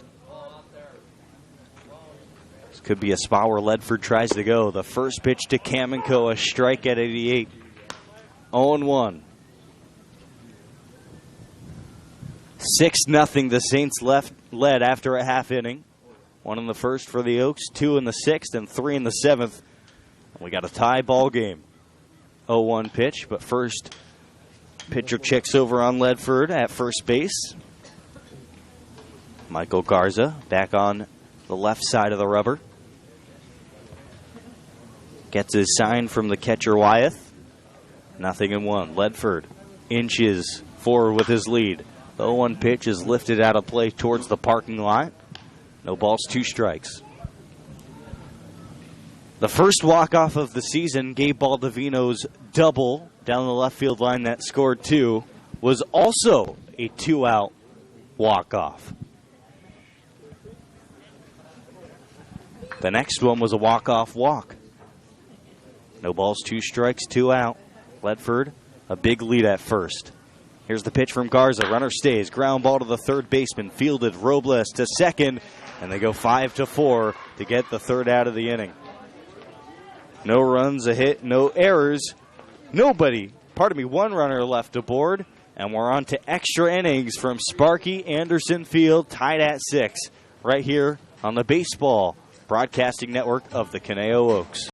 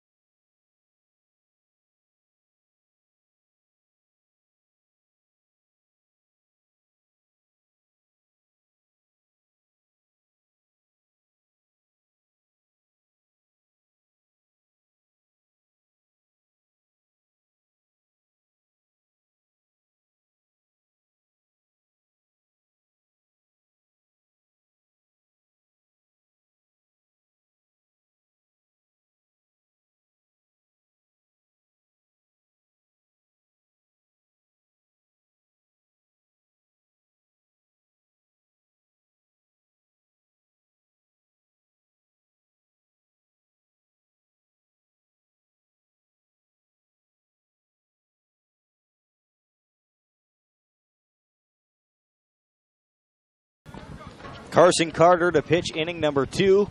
Extra innings for the first time all season.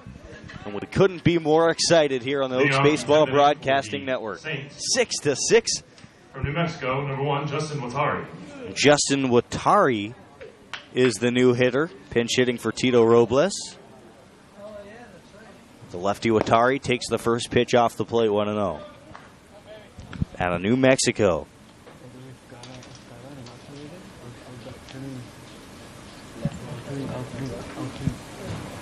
One ball, no strikes, infield and outfield straight away. Here's the pitch. Too low, 2 balls and no strikes. Yeah, he's a Lobos, the University of New Mexico.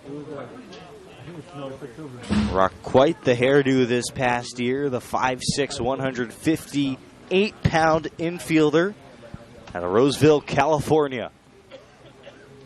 This will be the last inning we play today, no matter what. 2-0 turns to 3-0. Like I said in the previous half inning, we're running low on sunlight.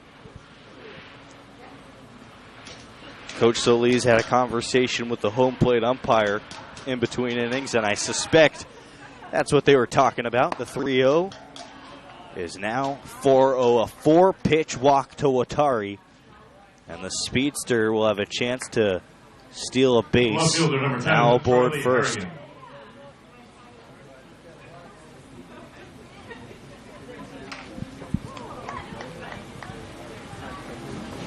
Had a 21-game hit streak as a sophomore in 2018, had an 1,000 fielding percentage to start the season.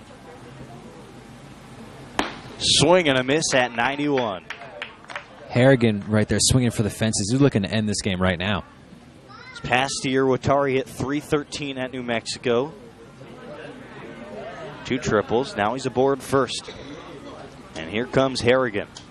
The 0-1 pitch to Harrigan is high and outside 1-1 on a 94-mile-an-hour fastball.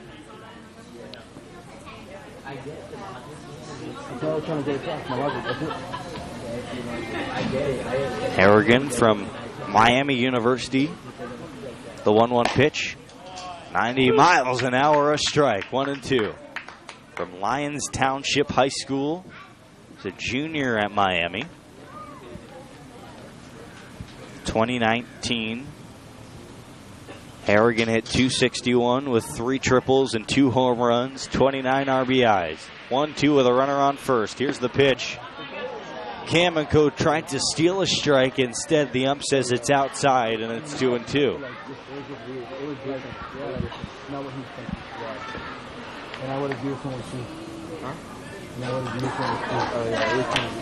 Runner on first base. Runner goes, and they're going to call a balk on Carson Carter. There was some confusion. Carson flinched with his right leg, and the runner is going to be awarded second. Coach Solis out to argue. Sounds like there are some fans that are very unhappy about that call.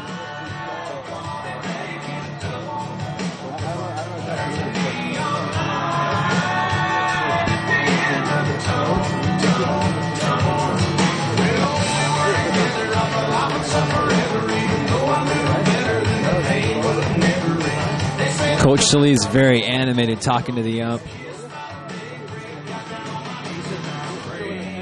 He's taking his time out there.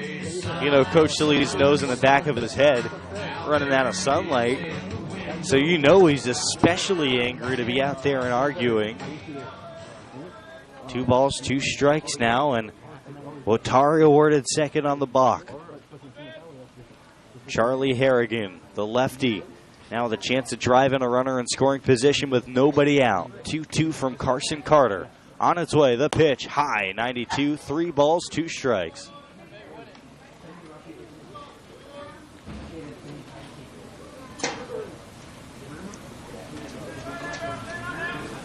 Nobody out. Atari big lead. The 3-2 pitch swung on and missed. A strikeout swinging for Harrigan, and Carson Carter gets him down on strikes.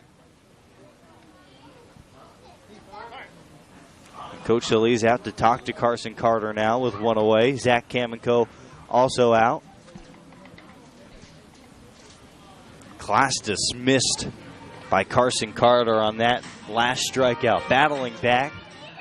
A fastball located beautifully on the outside corner.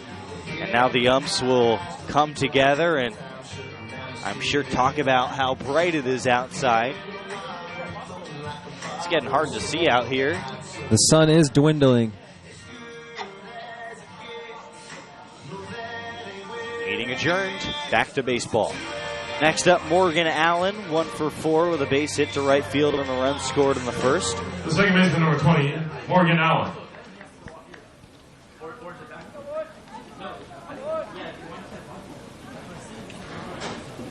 Since that base hit, Allen has grounded out, lined out, and flied out.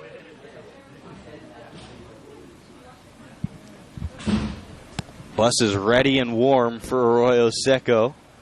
Out there in the parking lot, we can hear it from the press box. And around second with 1 away. Carson Carter's first pitch to Morgan Allen. Chopper to second. Odekirk charges. Throws over to first. Out number 2. But Watari takes third and is now 90 feet away from breaking a 6-6 tie in the 10th. 4-3, 2 away. Shortstop. Correction, the catcher, number 24, Jacob Wyeth. And here comes the hot-hitting Jacob Wyeth. He's had a big day today. He's 3 for 4 with 2 doubles and a base hit. He's hit the ball hard all day, Zach. Already with an RBI in the first inning, helped them in that 6-run first. Obviously, no run since, but right here with a runner on third and the chance to take the lead in the top of the 10th, big moment for Wyeth. Balls, no strikes, 2 away. Here's the pitch. Swing and a miss, 92 elevated. At the numbers, 0-1. Big moment in this ball game. Top of the 10th, 6-6. Go-ahead runner on third, represented by Watari. The 0-1 pitch from Carson Carter. A deep breath in the offering. Oh, and he called time last minute. That pitch isn't going to count. So it stays 0-1. Antsy fans here at Sparky Anderson Field. It's been a long baseball game. Got going at 4:30, and now we're approaching the 8 o'clock hour. The 0-1 pitch. Strike 2, 97 miles an hour. His velocity keeps climbing the later in the game it gets. 0-2, 2 gone. Carter gets his sign, sets. Now the pitch. And Wyeth checked his swing on 93 up and outside. The appeal over to first confirms what the ump thought, and it's still 1-2.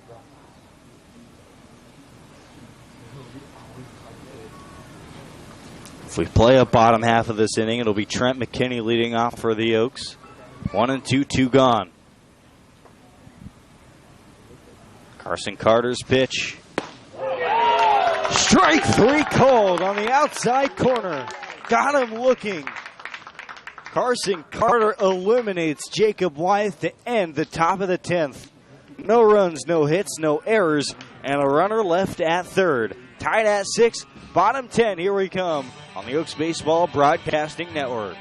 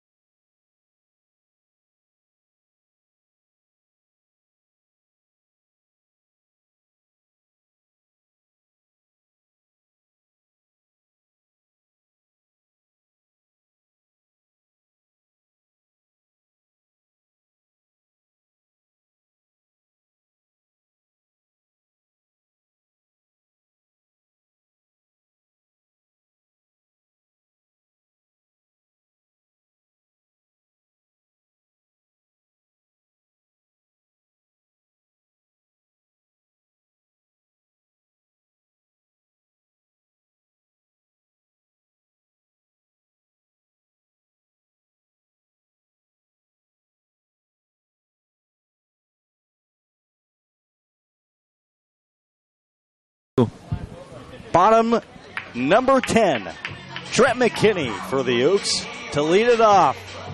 Coach Solis having a conversation still with the third base umpire this time. Number 20, Trent McKinney. Trent McKinney today has been busy. 2 for 4 with 3 RBIs, 2 base hits, 1 in the outfield. McKinney shows bunt and pops it back to the screen, 0-1.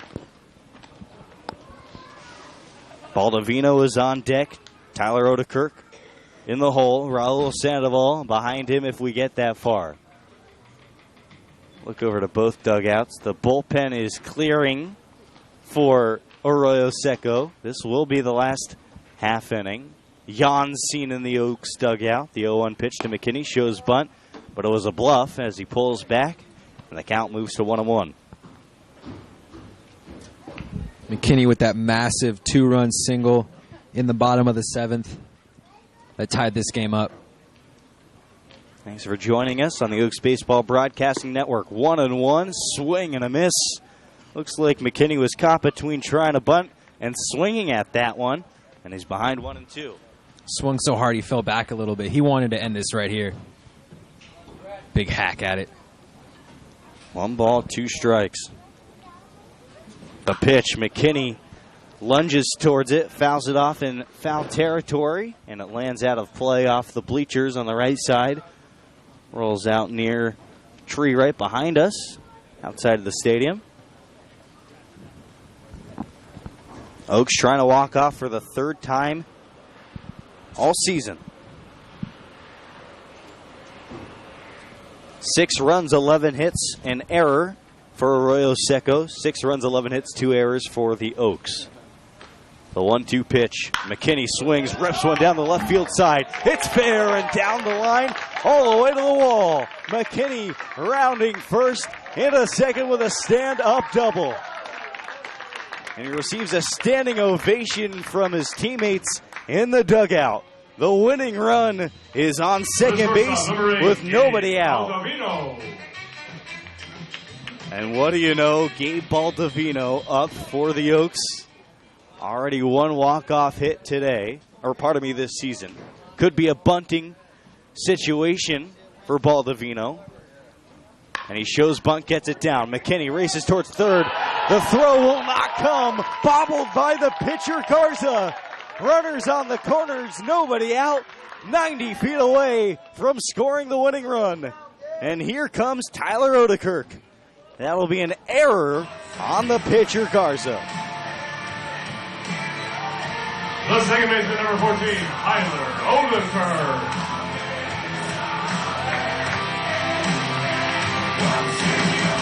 Odekirk today has 1 hit back in the first inning, a base hit to right field. All he has to do is hit a grounder or a fly ball. McKinney has plenty of speed on third. No balls, no strikes, no outs. Infield in, the first pitch swung on and fouled back, out of play, 0-1. Last season, the Oaks didn't walk off even once. In the 4th game of the season, the Oaks looking to walk off for the 3rd time. Remarkable game baseball is. 0-1, nobody out. And Odekirk calls time.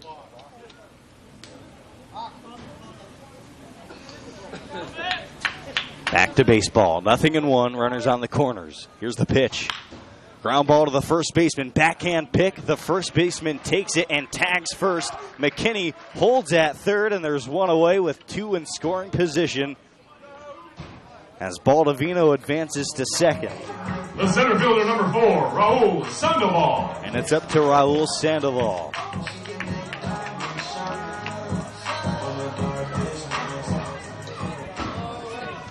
Sandoval is 0 for 5 today with 2 strikeouts, a ground out, and 2 pop-ups. First pitch to Sandoval. Swing, a high fly ball, deep right field. The right field arena under it. McKinney tags from third. The play at the plate will not come, and the Oaks walk off another. 3 walk-offs in 4 games. The Oaks are 3-1. They win this one 7-6. Down 6-0 after a half inning. The Oaks stay right there. They claw their way back and win 7-6 over the Arroyo Seco Saints. They split the series. And Zach, this team just won't go away. Obviously, 4 games in, 3 walk-offs. First one and the third one now coming back from huge deficits. Like you said, they will not die. Contributions all over the lineup. McKinney 3 RBIs and the winning run right there in the 8th slot. Baldovino an RBI and a couple hits. Tyler Odekirk from the leadoff spot with the walk-off sac fly right there.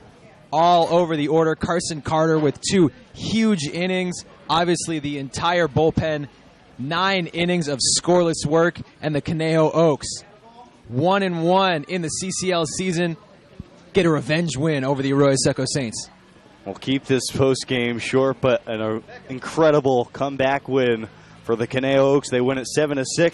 Thanks for joining us. We'll be back tomorrow from Santa Barbara at 12:45 for the pregame show. The Oaks are 3-1, and they take this one 7-6 in extras on a walk-off sac fly by Raul Sandoval. Join us tomorrow here on the Oaks Baseball Broadcasting Network.